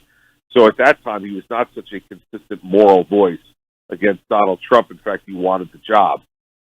So we need to keep all that in mind. I had forgotten that, Governor. Now, I'd like to ask you a broad question. Since 2015 and that series of debates in which you and I both participated, the campaign, the endless cable coverage of the president, the histrionics on every cable channel, the TDS enraged pundits, the absolute apologists for the president. Some people never criticize him. Some people never say a good word about him. There's a cycle, an iteration of outrage followed by outrage that has led to polarization. How do we get out of this? Well, I think part of it is how we conduct ourselves in public life, Hugh. And I think that the president, has helped to contribute to the cycle and has given at times excuse, not valid excuse, but excuse to elements of the media to continue to do that. And I think that we have to be able to talk about the issues that we care deeply about, stick to our message, which, by the way, I think is very popular with the American people in some, and stop the craziness and stop the bad behavior. And I think that will be incredibly helpful to try to stop the cycle. Now, you do a lot of TV on ABC, I do a lot of TV on NBC, and I do radio every day. Does the public discourse allow for a serious conversation about anything, anywhere? Yes, it does. And I think that we cannot give in, never give in to the idea that we can have serious discussion. But Hugh, everybody who participates in this has an obligation to contribute to it if they want there to be serious conversation. And so for folks like you in the media, you have an obligation to do that. For folks like me who come on your show, who operate in the political world, we have an obligation to contribute to it. We're never going to be perfect, Hugh. Me, you, or anybody else is never going to do everything exactly right. But we need to get away from what we've been doing over the last 5 years, which is to encourage and, in fact, reward behavior that diminishes the ability to have a serious conversation rather than enhances it. Three last questions. Joe Biden insinuated yesterday that demonstrators would have been treated. He didn't insinuate. He stated that demonstrators would have been treated differently if they were black. What's your assessment of that? This is the type of conversation in the country that we just talked about before, which doesn't contribute to really a good discussion about anything. In fact, what it does is contribute to the diminution of our public life. I wholly disagree with it. I think that what happened, we'll find out when there's a full investigation, but I think what happened, Hugh, was that they just never expected that those folks would come up to Capitol Hill and do anything but march around and peacefully protest. And there not been any indication that would happen before. They obviously made an error in judgment, but I don't think that error was based on race. Penultimate question. Josh Hawley's book was canceled by Simon & Schuster yesterday. Your assessment of that? Well, listen, Simon & Schuster's allowed to make whatever decisions they want to make, and Senator Hawley made the decisions he made. And I think that, when he looks back on it, taking the politically expedient course probably wasn't something that served him or his constituents well. All right, a lighthearted question. If you were the U.S. Attorney in Manhattan, would you prosecute the Mets for theft of the Indians' greatest player and fine starting pitcher in exchange for 4 people I've never heard of? Hugh, I thought that I was going to get that question from you. I just thought I was going to get it earlier. No, I would not prosecute the Mets. That would be an absolute miscarriage of justice. Ahmed Rosario and Andres Jimenez are good young players. You're going to like Jimenez in particular. And let me tell you the guy to keep your eye on in that group, Isaiah Green. Isaiah Green, I believe, will be a major league outfielder for the Cleveland Indians within 3 years. Let me tell you, Governor, you are. I know you're a Mets hardcore. Frankie Lindor is the greatest thing to happen to baseball in 10 years. And now that he's on the big stage, I hope Cohen signs him for 10 more years so that he can actually define the game for a new generation of Americans. I'll tell you something, Hugh. There is a lot of excitement in the Christie household starting yesterday. To have the opportunity now to every day watch Frankie Lindor, we are very excited as Mets fans in this house. Governor, thank you. Good to talk to you this morning. I appreciate it. Keep coming back. Always great to talk to you, Hugh. Thank you for the chance. Bye-bye. Oh, it was theft. But we're a small market club. We have to deal with what we have to deal with.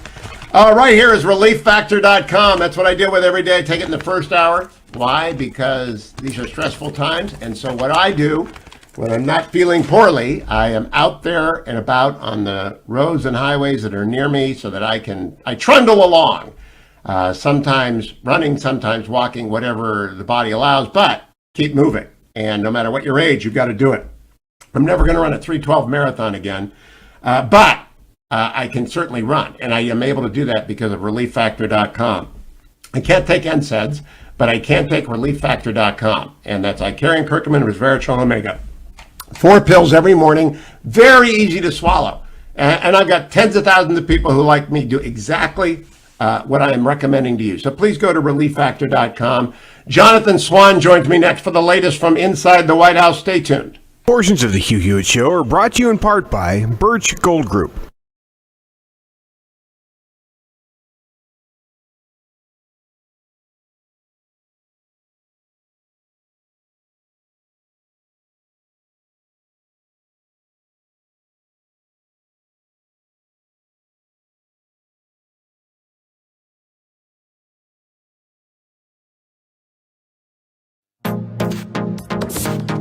Trending now on the Eric Metaxas Show.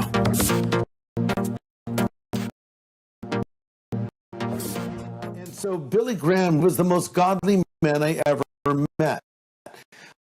I mean, I think he was one of the greatest preachers in human history, but yet there was this wonderful, sweet quality, a humility. I mean, he was a Southern man, so he was a gentleman in that regard, but he was always very interested in everyone he talked to, and not just famous people, just regular people.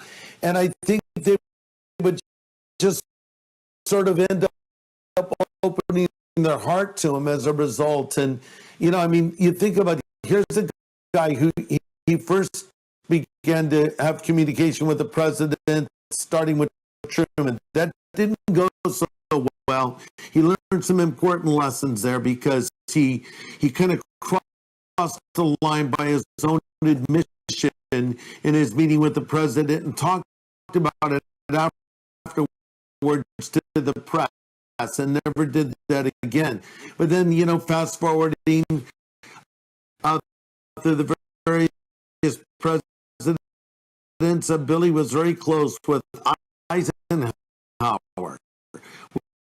with Nixon, with Kennedy, with Johnson, of course with Reagan, very close with Reagan. And even President Obama went to see Billy at his home in Montreat, North Carolina. And you could arguably say Billy had a relationship with Donald Trump, not when he was president, but when he was still a businessman, because Trump came to Billy's 95th birthday party and sat at the table with him. So they had a conversation and a relationship. So to me, this is a beautiful thing. It's like, we want to, Paul says he becomes all things to all men, that he might win them to Christ. And it doesn't mean we compromise our views. It doesn't mean we do something that is ever immoral or unethical. But what it does mean is we want to keep communication open, because the objective is to build a bridge, not burn a bridge. And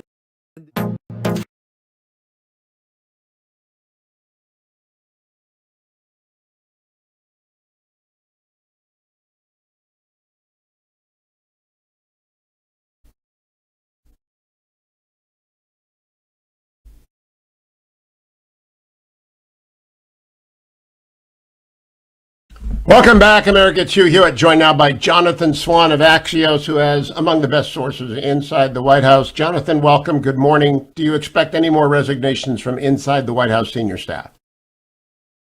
I don't know is the short answer.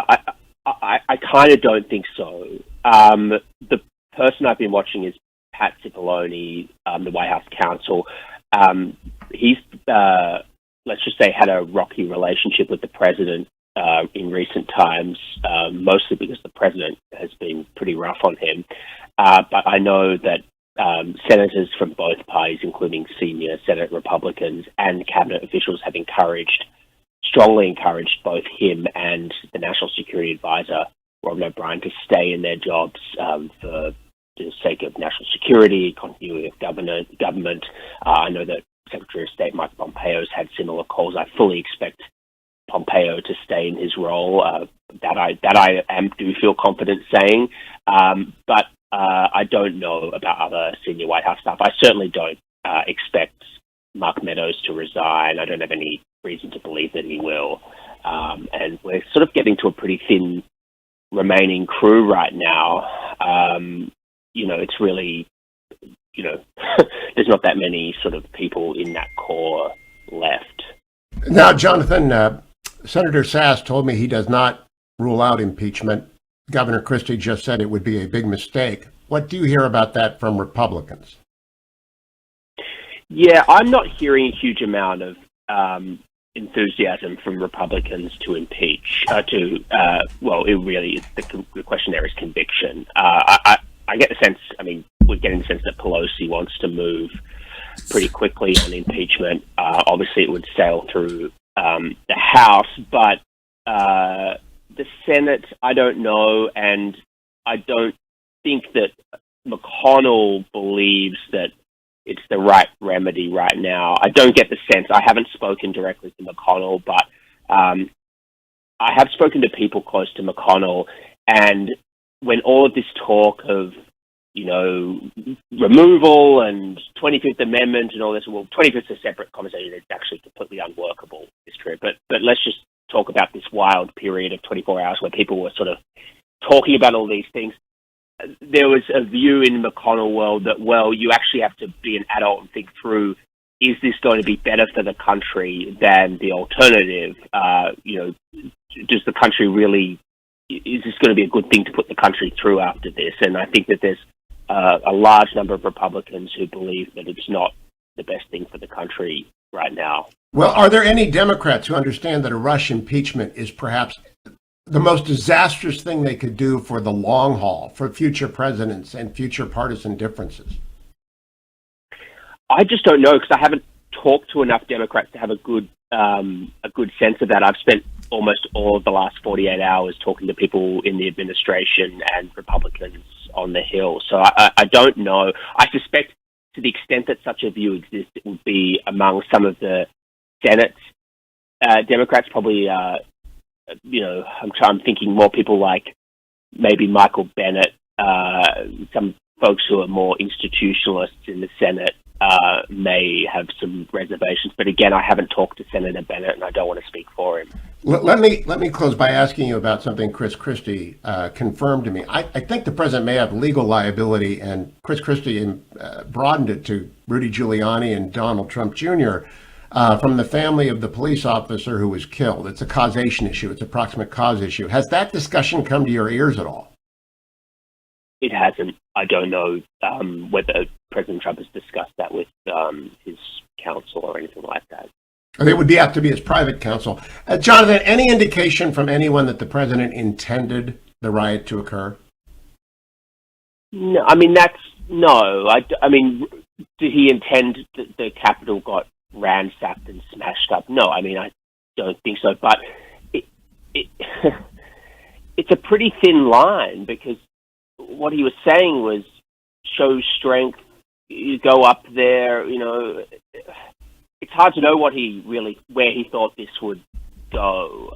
But no, I don't. I mean, no, I don't have any indication that he intended for people to go in and ransack and smash up the Capitol.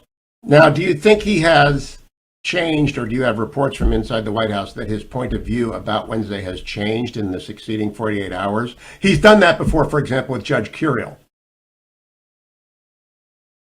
I think he's been, to some extent, spooked by the high-profile resignations, by the speed at which Republicans like Senator Cotton have denounced him, some of his loyal allies in very strong language privately, and to some extent publicly, calling him out. I mean, when you've got the Wall Street Journal editorial board asking him to step down, it's coming from all angles. And I think, look, I know for a fact that advisors had been working really hard to get him to accept, concede.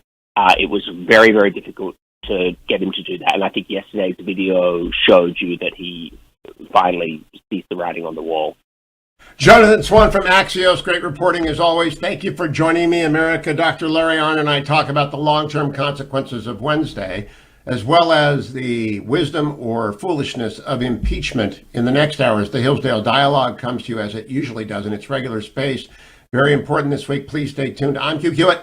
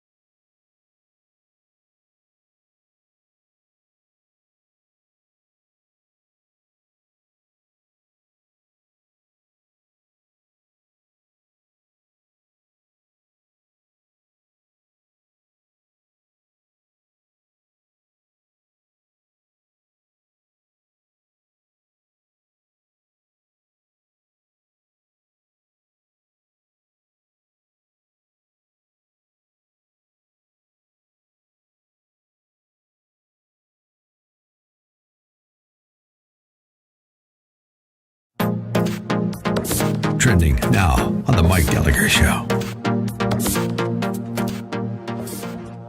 You know what? I saw Ron DeSantis say something the other day that really got to me. He said the highlight of my life, of my job, of my existence is to have people come up to me now and with tears in their eyes and say, thank you, Governor DeSantis. Thanks to you, my family still has an income. I still have a job. Thanks to you, I've been able to survive this horrific year. You should see New York. Oh my goodness. It's terrible what New Yorkers have experienced and are continuing to experience. And believe me, look at the comparisons of New York and Florida. It's very apt. So here's Governor DeSantis at that press conference where a CNN reporter was strutting around like a peacock trying to embarrass him and talk over him. And he completely bested her with this exchange.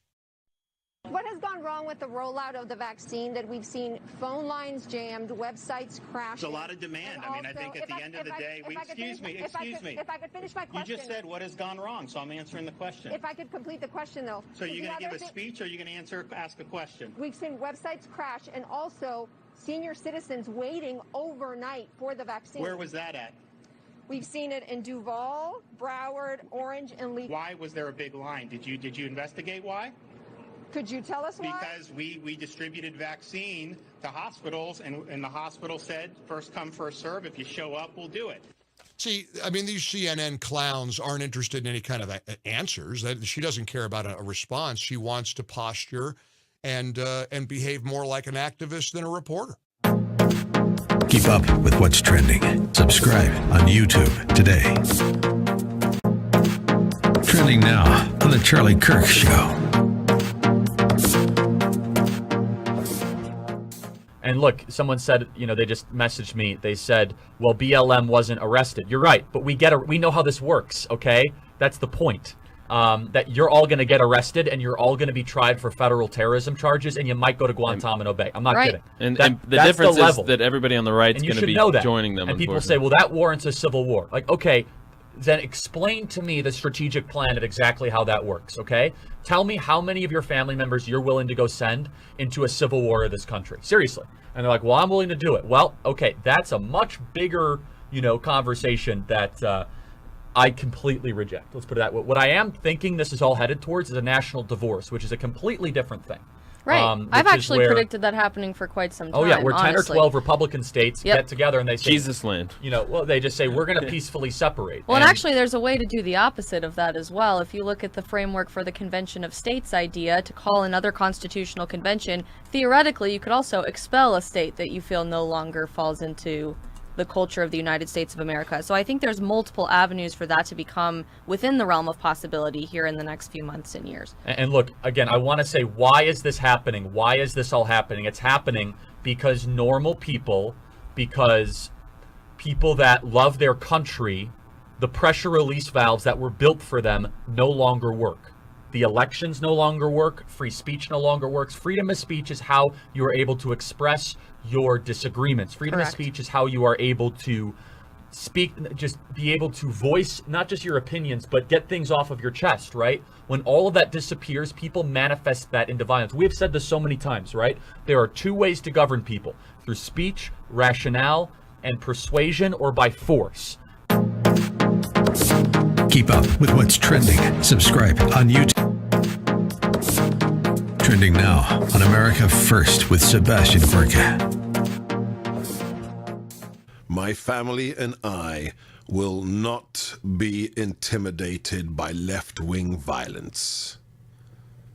Josh Hawley. That is a text of a tweet that was sent yesterday.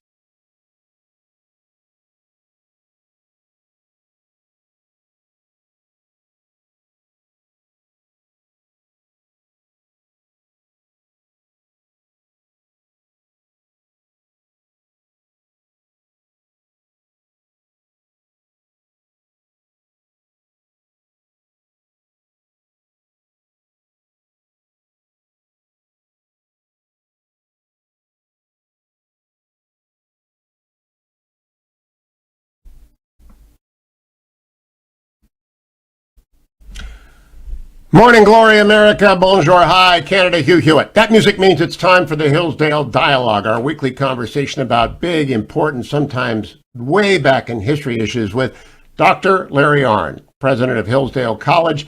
All things Hillsdale are collected at hillsdale.edu. All of our conversations, now many years of them, are at hughforhillsdale.com.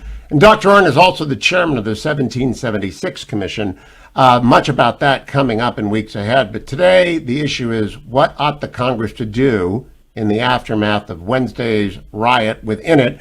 Dr. Arnn, good morning. It's a serious subject, so I just want your view on what happened, why, and what it portends, if anything. Well, it's it's a long story, isn't it? It starts with the facts about the election, which are extremely questionable. And we can talk about that. But I think the president made a mistake, and the nature of the mistake is not hard to identify. If you go and read the Constitutional Convention, when they get to choosing the executive, the debate is extremely interesting. James Madison was for the national popular vote. Since the Congress was against that, or the convention was against that, because they wanted to distribute the picking of the president across the country, and much on their minds, Madison's too, was how to unite a great country into a single system of representative rule, which had never been done before. So then they went to the state executives and they thought, well, there's not very many of them, and you could have a cabal, and you could have horse trading, and people could pick somebody for president that they, that to get something for it. And then they thought the state legislatures, which is more numerous and better. And then they thought they can pick electors. And then they thought the electors will meet in their states separately. And they can't pick anybody who's already an official, and they can't pick people from their states. And so the whole thing was to make the thing neutral and widespread. And so that means that the state legislatures are and remember, it doesn't say the state governments, which means all three branches of the state. It says state legislatures. And you can compare that with the way the Congress is the judge of seating of all of its members, right? So Nancy Pelosi, I think, is trying to unseat somebody from some state right now. And they certainly have the power to do that. So it's the legislatures. And that means that when the legislatures settle on some electors, the only remedy for it is to get them to change. And there was a huge effort right up to the last day, January the 6th, to get them to change. And I live here in Michigan and know some of them, and was very much of the view that they were never going to change. And so that means that probably this was over. And it would have been better if at least 2 weeks ago, but maybe a month ago, it just would have been better if we had all acknowledged that, and if President Trump had acknowledged that. And then there's a demonstration. They say he incited a riot. He called for them to be peaceable repeatedly in his remarks. So he certainly didn't intend to do that. And it got out of hand for several reasons as far as I can tell. So that's now, Dr. Arnn, let's pause there for a moment. I did not see the speech. I was recording at the Nixon Foundation, the 108th anniversary tribute to President Nixon, and doing all the sorts of stuff that goes into that. So I didn't see him actually speak. I'm told Rudy Giuliani called for trial by combat, and the president urged people to march on the Congress and fight. I don't know what Donald Trump Jr. did. But you think he said peaceful? Well, I've read the transcript this morning. He says peaceable 2 or 3 times. That's news to me. Okay. Yeah, and he so maybe the transcript I read is wrong, and I didn't see it either. I'm weak as a pundit because I have a real job and because I don't watch TV news, which is apparently where reality is located now. But he even offered to walk down to the Capitol with them. So I don't think he was imagining any physical assault. And surely that's, so, but on the other hand, he called the crowd together, and that's, so he has responsibility for that. And let's pause there. I asked Governor Christie this morning about potential liability of the president to the family of the dead police officer, because tort liability as opposed to criminal liability does not depend upon intent. It depends upon negligence and recklessness. What is foreseeable and what is the proximate cause of injury? Do you think he is the proximate cause of that man's death? No. And here's why. Protests and rallies are American as apple pie.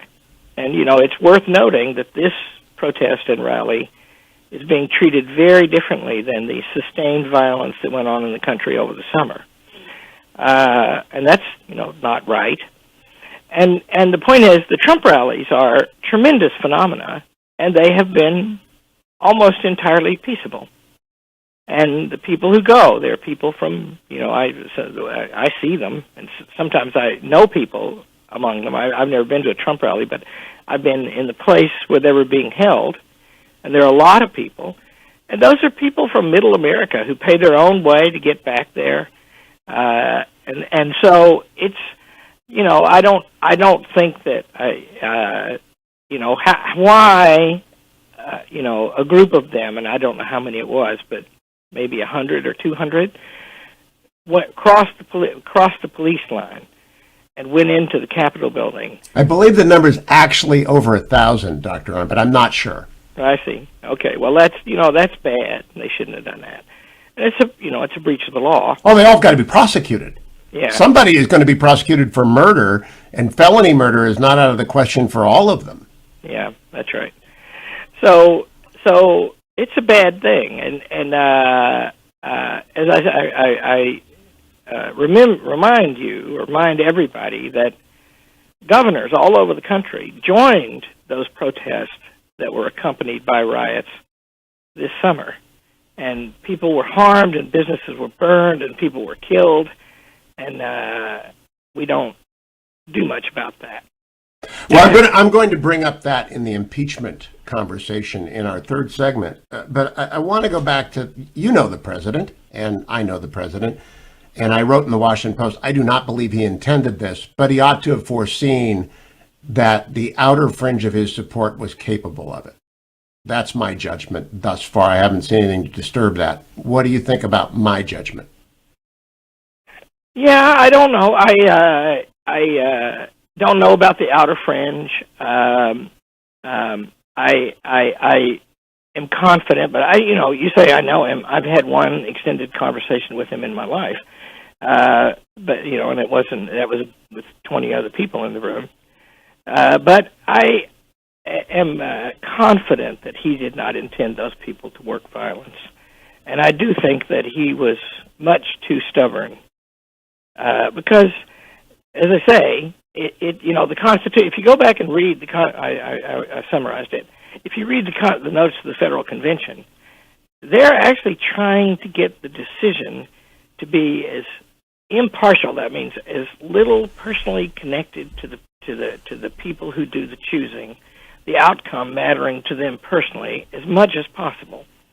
And so when it comes from the states, and I think in Michigan, I actually think that the election was lost in the summer, and I think that the election laws were vastly relaxed, but only in certain places. I also believe that the constitutional issue here, his biggest breach of the Constitution, was leaning on the vice president to depart from his constitutionally ordained role, which is ministerial. Well, I know the vice president, and I do claim to know him, and spoke with him during this time, and I never thought that he would do that, and he, and I advised him not to, and but leaning on him, right?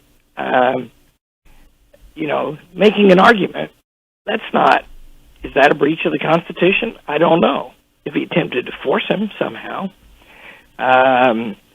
But, people are people, and, my Vice President Pence is a grown man, and he's plenty capable of standing up for himself, and it's his office, not President Trump's. Interesting, but we'll come back to this because if you accept my view that he did not intend the riot, he certainly did intend the vice president to do something. We have to talk about whether or not it's good for the country to be impeached, and then we will talk about one rule for every rioter in the third segment. Don't go anywhere. Dr. Larry Arnn is on the Hugh Hewitt Show.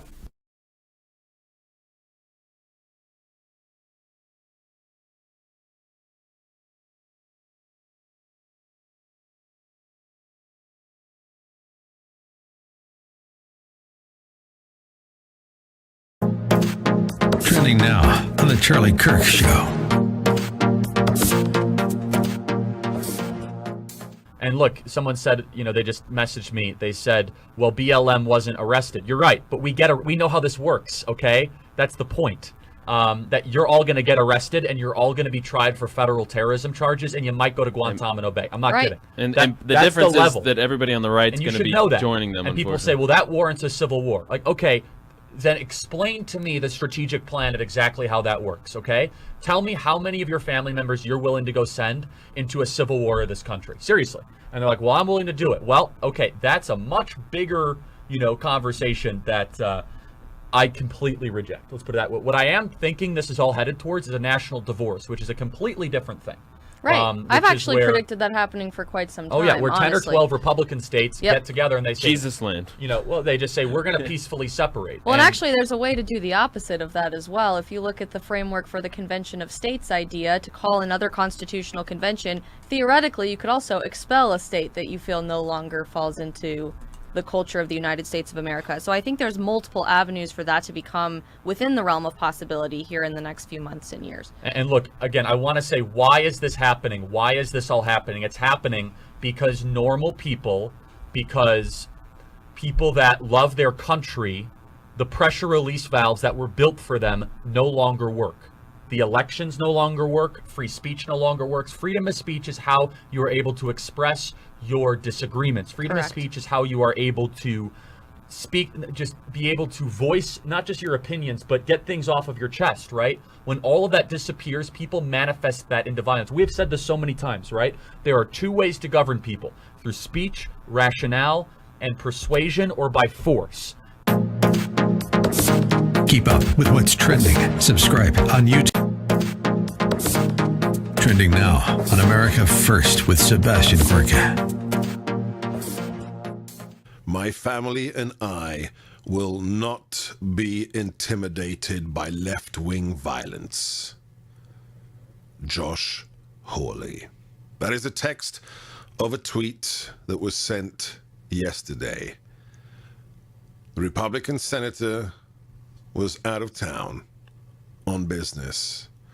His wife and newborn child were alone at home with no security, no Capitol Police officers to protect them, and Antifa tried to intimidate his wife alone at home with that newborn child. Why? What had he done? Was he a criminal? Had he stolen public assets from the people of this nation? Had he set free other criminals? Had he embezzled funds? No. His crime, his sin, was to be politically of a different identity to the, quote, Antifa scum. And yes, he is right to use the phrase Antifa scumbags, because that is who they are. His greatest sin was to be the first person from the upper house, from our Senate, to unequivocally say that he will raise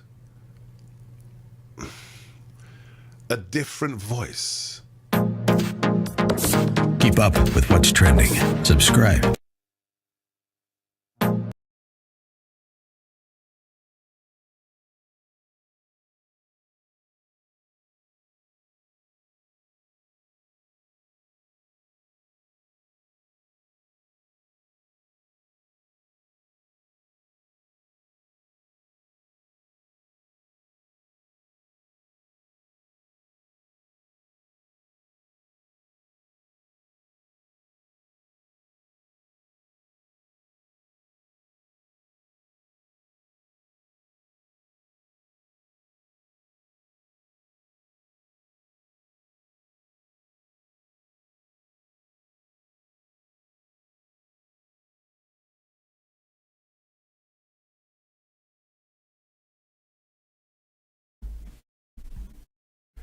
Welcome back, America. It's Hugh Hewitt, joined by Dr. Larry Arnn, president of Hillsdale College. It's the Hillsdale Dialogue, our weekly climb up a high mountain to talk about something important. Dr. Arnn, there is a incredible movement to impeach the president and remove him with 13 or 12 days now left in his term. I believe that's deeply injurious to the future of the office and the Constitution. What do you think? Well, I think two things. First of all, I think back to Trump's first statements after he was elected in 2016. And he was asked on the first day, if memory serves, in his first press conference, should we impeach Hillary Clinton? And he said, no, we're not going to go into that. And that, a lot of people were angry with him about that. But I think that was exactly right. And you just put it this way, right? The consequences of politics, right? If they get, the more severe they get, the greater the tendency to violence that arises. And so, in the Politburo of the Soviet Union, after Stalin, when Stalin was in power, they didn't have to shoot anybody in the cabinet because he had complete power. And, they did arrest them in the cabinet meeting. Well, they dragged Beria right after he died out of the Politburo meeting and shot him. Yep. And then they sort of thought about that a little bit, and they made a resolution they're not going to do that anymore. And they never did it again, right? Because, wow, look around you. You're next. So you can't, you don't want that. And what people have to remember that Donald Trump, like him or not like him, and I've always liked him more than not liked him, but of course plenty not to like. He represents tens of millions of people who have grievances and feel the political system slipping out of their control. And it's not, in my opinion, slipping out of their control into, the hands of another majority. I think it's a minority. I think there's a kind of ruling class set up now, and they have their interest, and look at in this election. What if Donald Trump's son if there had been a computer found about him signing a big contract with the Russians? Do you think that wouldn't have been on the front page and the lead story on and the main response to every Google search and featured on YouTube every day? And that story about Hunter Biden was simply suppressed. And you had to go down pages to get to the story. If you did a search, I did one, to get to, past all the things that this is just bunkum and there's nothing to it. And so that's, in other words, that's pretty bad. And that is dangerous to the political system. And how are you going to fix that? And some call to the people is the only way to go about it, in my opinion.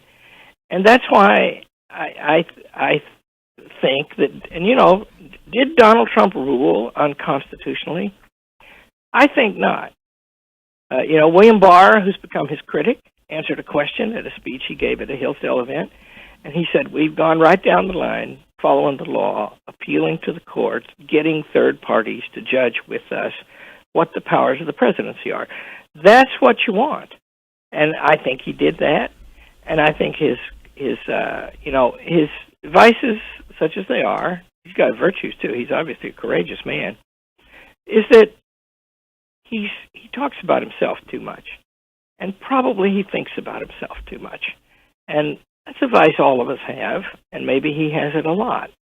And that, and I think that means that a great thing to do, the vice president asked me more than once, what should he do? And I said, well, there's some boundaries. I said, the first thing is you probably ought to say, this is not about me and Donald Trump anymore. This is about fair elections. And I even floated the crazy idea, but not to anybody important enough to make it happen, and it couldn't have happened. Maybe what Trump should do is say, if I vindicate this election and prove that I won it, I'll surrender to Mike Pence in 30 days. Because it's questionable, what he was doing. And he was never going to do that, but that kind of thing would have been good. I'll be right back because there's some things going on that are definitely not good, and we will talk about that. The speech of the president-elect yesterday, the response by Marco Rubio, and one rule to serve them all. Next on the Hugh Hewitt Show.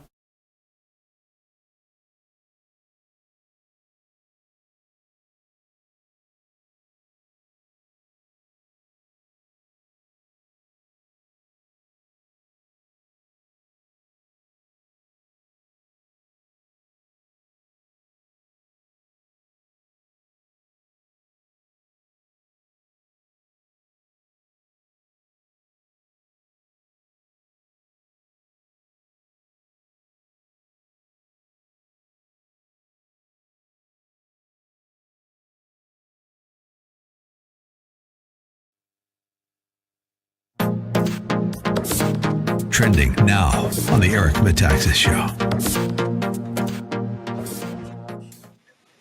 It's vital right now during these divided times that we all understand that the most important thing, no matter what happens politically, because I care about politics, but boy, oh boy, the reason I care about politics is because of the gospel.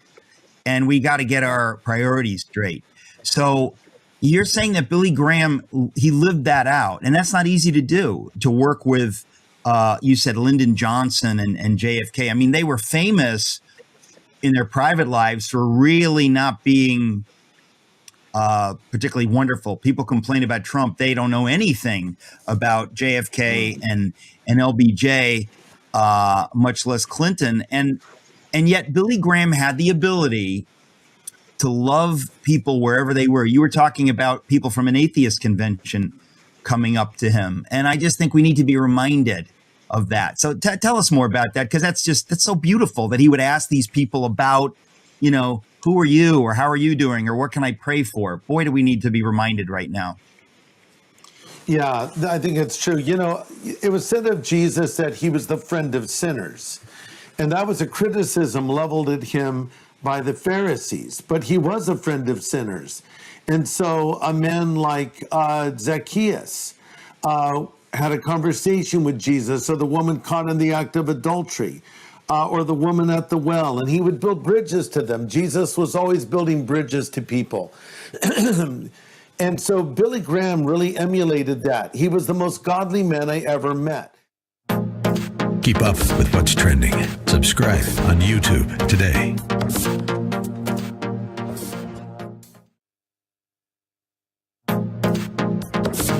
Trending now on the Larry Elder Show.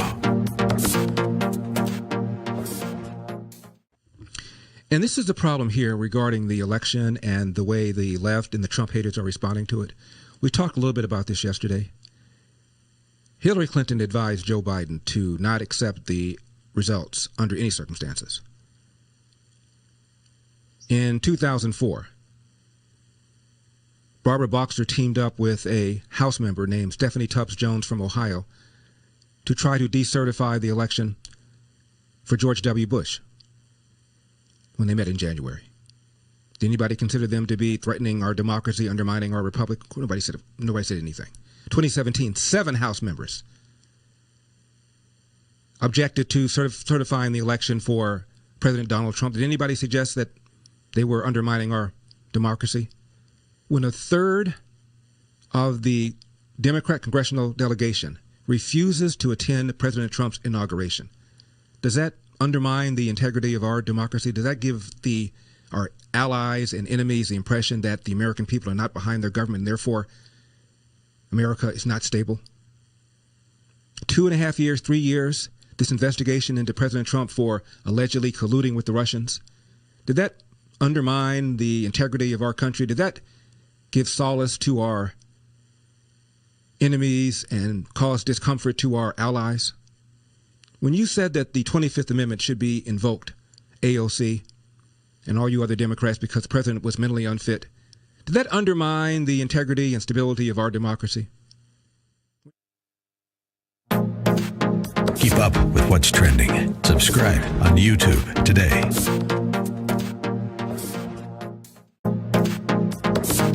Trending now on the Dennis Prager Show.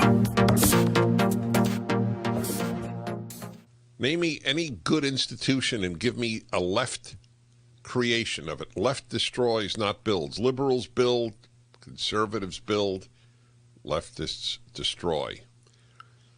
People don't want to confront it because, as I have said all of my life, the analogy of evil to darkness is not correct.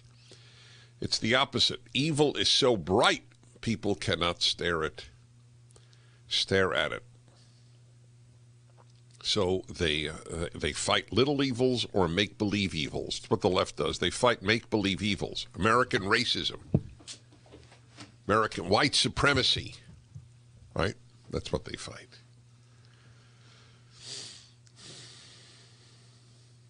The harm done to America with all of that is incalculable.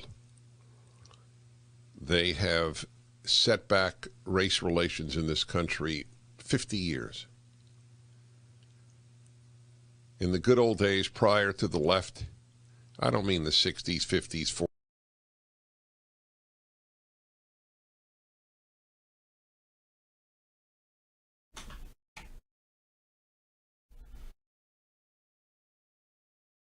Welcome back, America. It's Hugh Hewitt, joined by Dr. Larry Arnn, president of Hillsdale College. All things Hillsdale is found at hillsdale.edu. All of our conversations going back many years, all found at hughforhillsdale.com. The Hillsdale Dialogue each week goes big. This week, the big thing is right in front of us, Wednesday's riot inside the Capitol, which led to this speech yesterday, an excerpt from President-elect Biden, cut number 5. What we saw yesterday, in plain view, was another violation of the fundamental tenet of this nation. Not only do we see the failure to protect one of the 3 branches of our government, we also saw a clear failure to carry out equal justice. I'm sure if you used to say in the Senate, excuse a point of personal privilege. A little over an hour and a half after the chaos started, I got a text from my granddaughter, Finnegan Biden, who's a senior in her last semester at the University of Pennsylvania. She sent me a photo of military people in full military gear, scores of them lining the steps of the Lincoln Memorial because of protests by Black Lives Matter. She said, "Pop, this isn't fair. No one can tell me that if had been a group of Black Lives Matter protesting yesterday, they wouldn't have been treated very, very differently than the mob of thugs that stormed the Capitol." We all know that's true. And it is unacceptable. Totally unacceptable. So that was followed by Senator Marco Rubio last night, cut number 1. Look, I don't understand these guys. I saw Joe Biden's speech today, okay? It was an opportunity for him to sort of, at this moment, the day after all of that, sort of calm things down. And instead, he goes off for 20 minutes and talks about everything that happened last summer. And if this was black protesters, the police would have responded differently. The police, they showed tremendous restraint yesterday. That's why potentially one of them is, we know now is dead. Maybe that's why or whatever. But the point being is that there was no need for that. You know what that does? That makes everybody bow up and go back to their corner. Everybody's outraged by what happened yesterday. A lot of people are thinking to themselves, maybe politics has gotten too hot right now. And then you come out with a speech like that. And I don't think that does any good for anybody. I'm really disappointed in Biden's speech today. I expected more and better. Dr. Arnn, your reaction to the president-elect and Senator Rubio's comments about the president-elect. Well, you know, the riots went on for a long time this summer. And, you know, the consistent person that I know about this is Tom Cotton, because he called for troops to stop the summer riots, and he called for troops to stop this riot yesterday. And that's the right thing, right? You know, the public order is the first responsibility of government, and it's got to be maintained.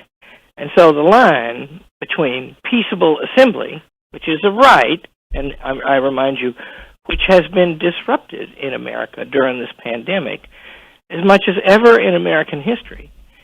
But that line between that, which is a right, and then working violence to get your way. That's a fine line, but it's got to be a guarded and rigid line.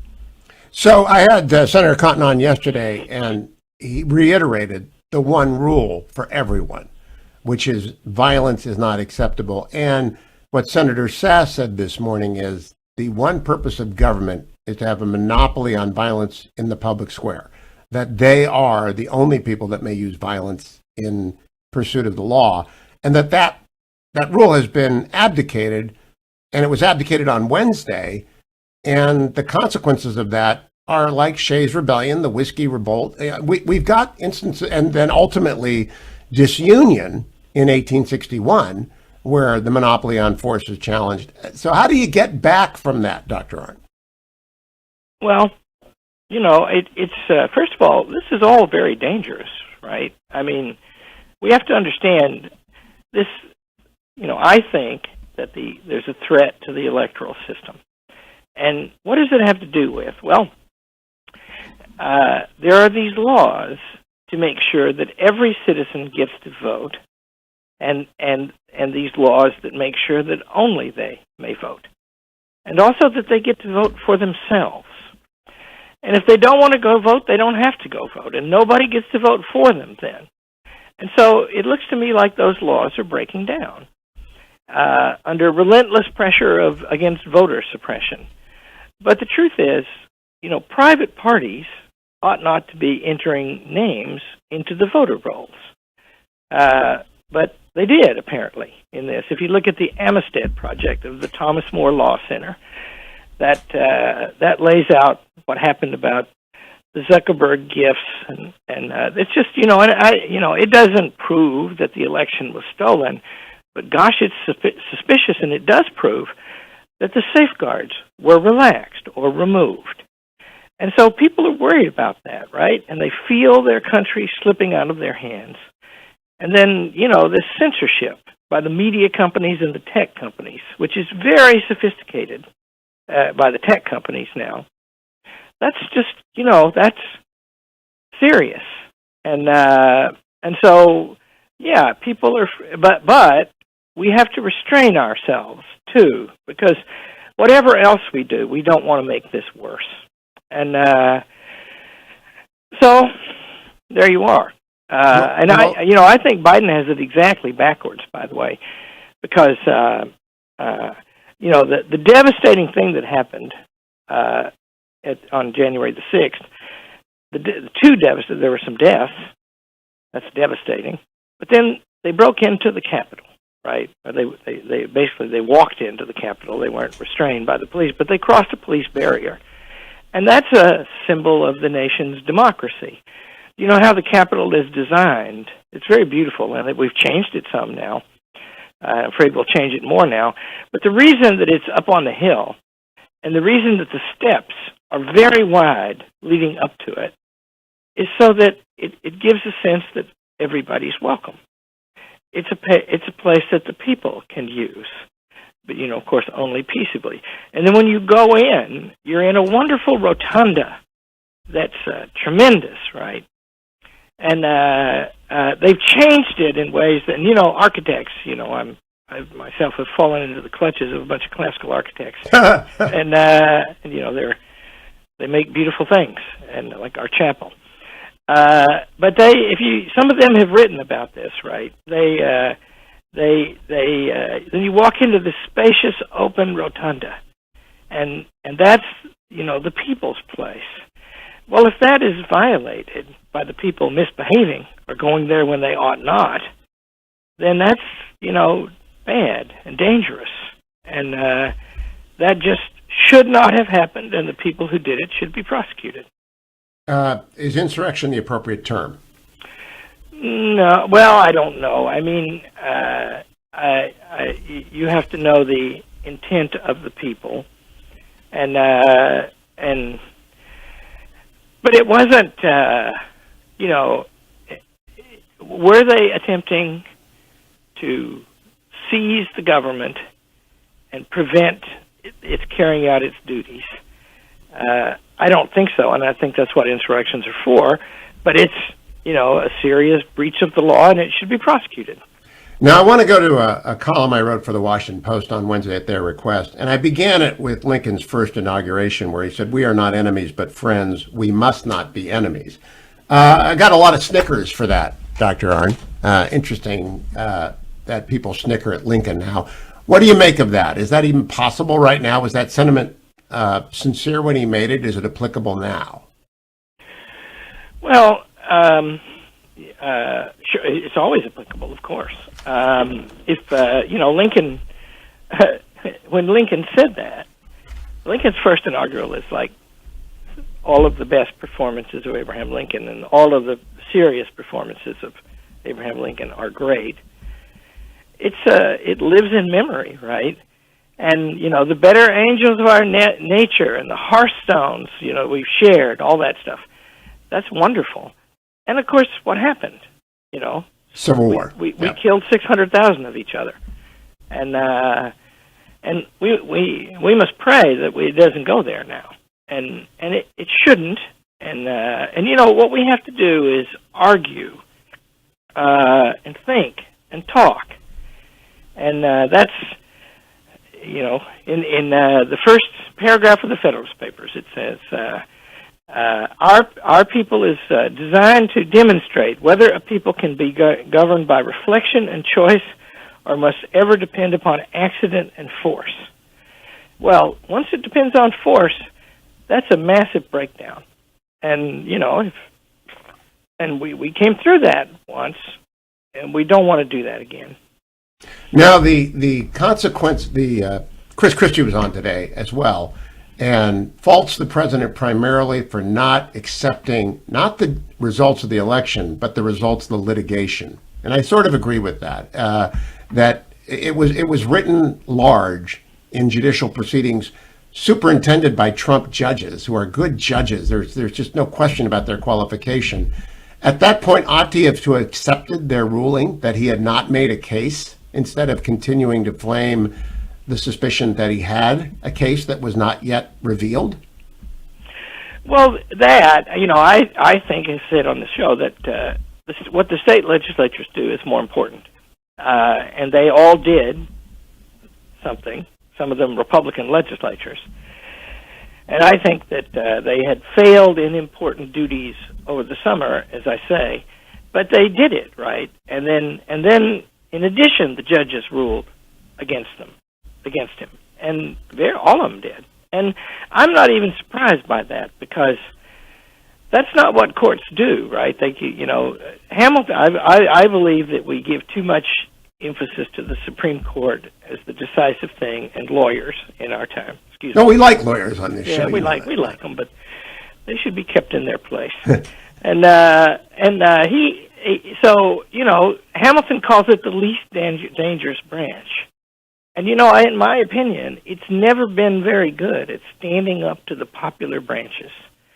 And so these terrible decisions that they have made over the years, they tend to be decisions that are made that dramatically change things when the country is divided and when the wind is at their back in some important respects, right? So they, and we don't want the courts to think like that. We want them to stay in their place. It's a very important place, because anybody gets accused of a crime, and we have called for some people to be prosecuted today, they need to go in front of a judge who is independent of all these events. Hold that thought. I've got to take a break, and we'll be back, because the judiciary is, in fact, Donald Trump's greatest domestic achievement.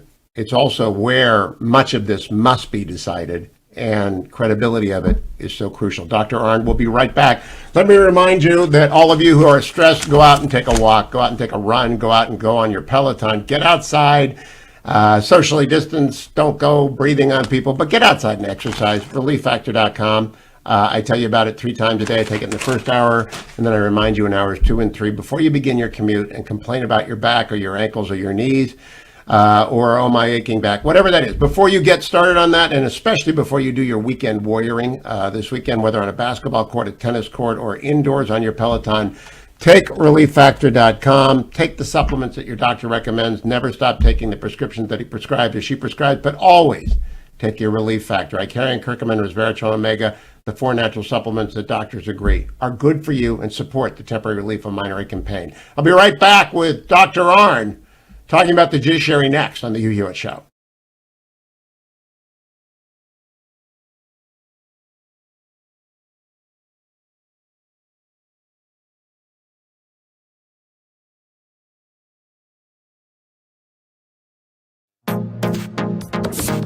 Trending now on The Larry Elder Show.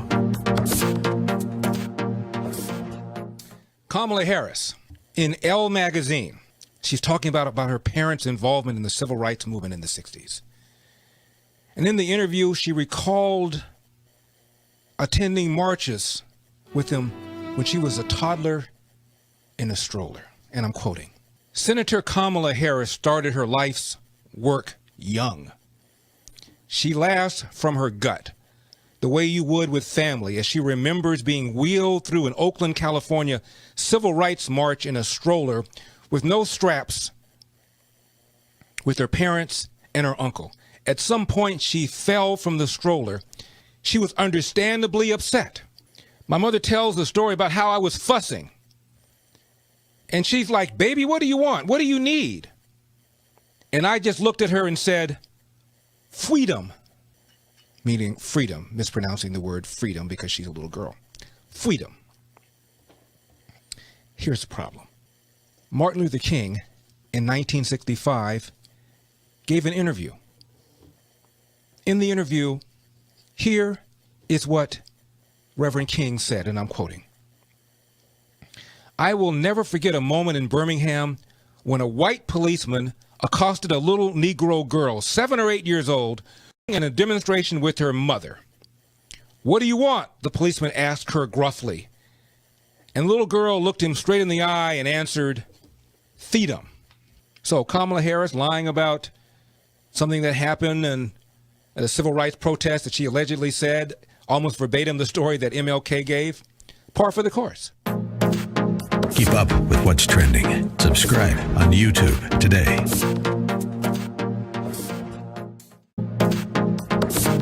Trending now on the Dennis Prager Show. Will the Democrats, with all this power, then make 11 million illegal immigrants citizens? They announce it. They want to do that. Why do they want to do that? Because they want 11 million more votes. The aim of the left is power. It has nothing to do with making a better society. That's the veneer, but what they want is power. That's why they have a tremendous advantage. The left everywhere in the world has a big advantage because people rather be taken care of than have liberty. I've said that for decades, and you know, this is a living proof right now. The number of Americans without liberty in Scotland. You know, in Scotland, you can't leave your house. Have you read that? Yes. You can't leave your house. Yeah. And people.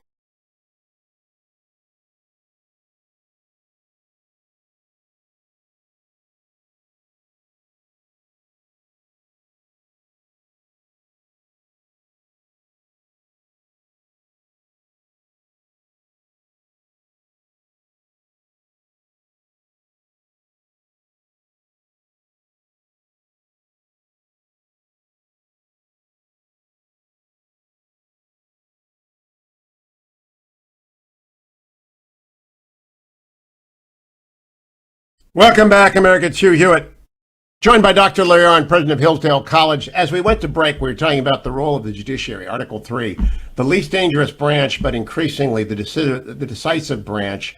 They hung back, Dr. Arnn, during this election cycle. They refused to hear cases. Do you approve of that reluctance, or do you wish they had intervened?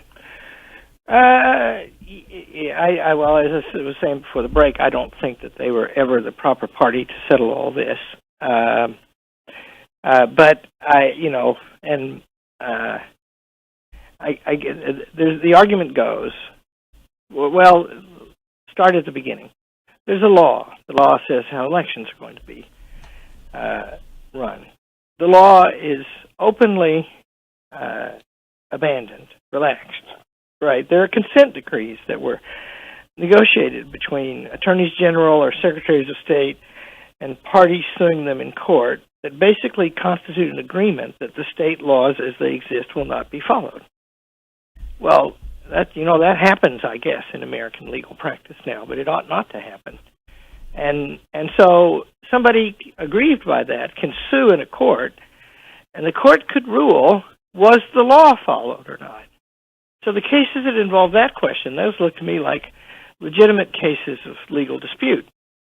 The case that I saw, X and Y, that's bad, and there were a lot of bad things seen in the counting of the ballots that make one suspect the whole thing was rotten. I saw X and Y, and I'm suing because that invalidates the whole election in the state. No judge is going to do that, nor should he. So the Constitution and the laws are under stress right now. And I don't think the stress is coming mostly from Donald Trump, but I think he made some important mistakes here. And maybe even fatal. But I think it comes from this growth of this administrative form of government that makes all our laws and in bodies that are not accountable to the people, at least not in any direct way. And so the frustration with that is growing. And a better way would be to make the laws in the Congress. I will tell you, I decided in August of 2015, because of you, Hugh Hewitt, because you made me watch a Trump rally, which I had no taste for doing whatsoever. And I decided watching that Trump rally, so I could talk to you about it on one of these silly mornings, that Donald Trump was going to win the election. I didn't decide that that was a good thing, or possibly a good thing, until January 28th, 2016, when I read an article he published in the Reno, Nevada Gazette called The Bureau of Land Management and the Rule of Law. Go look it up. I think it's a beautiful argument.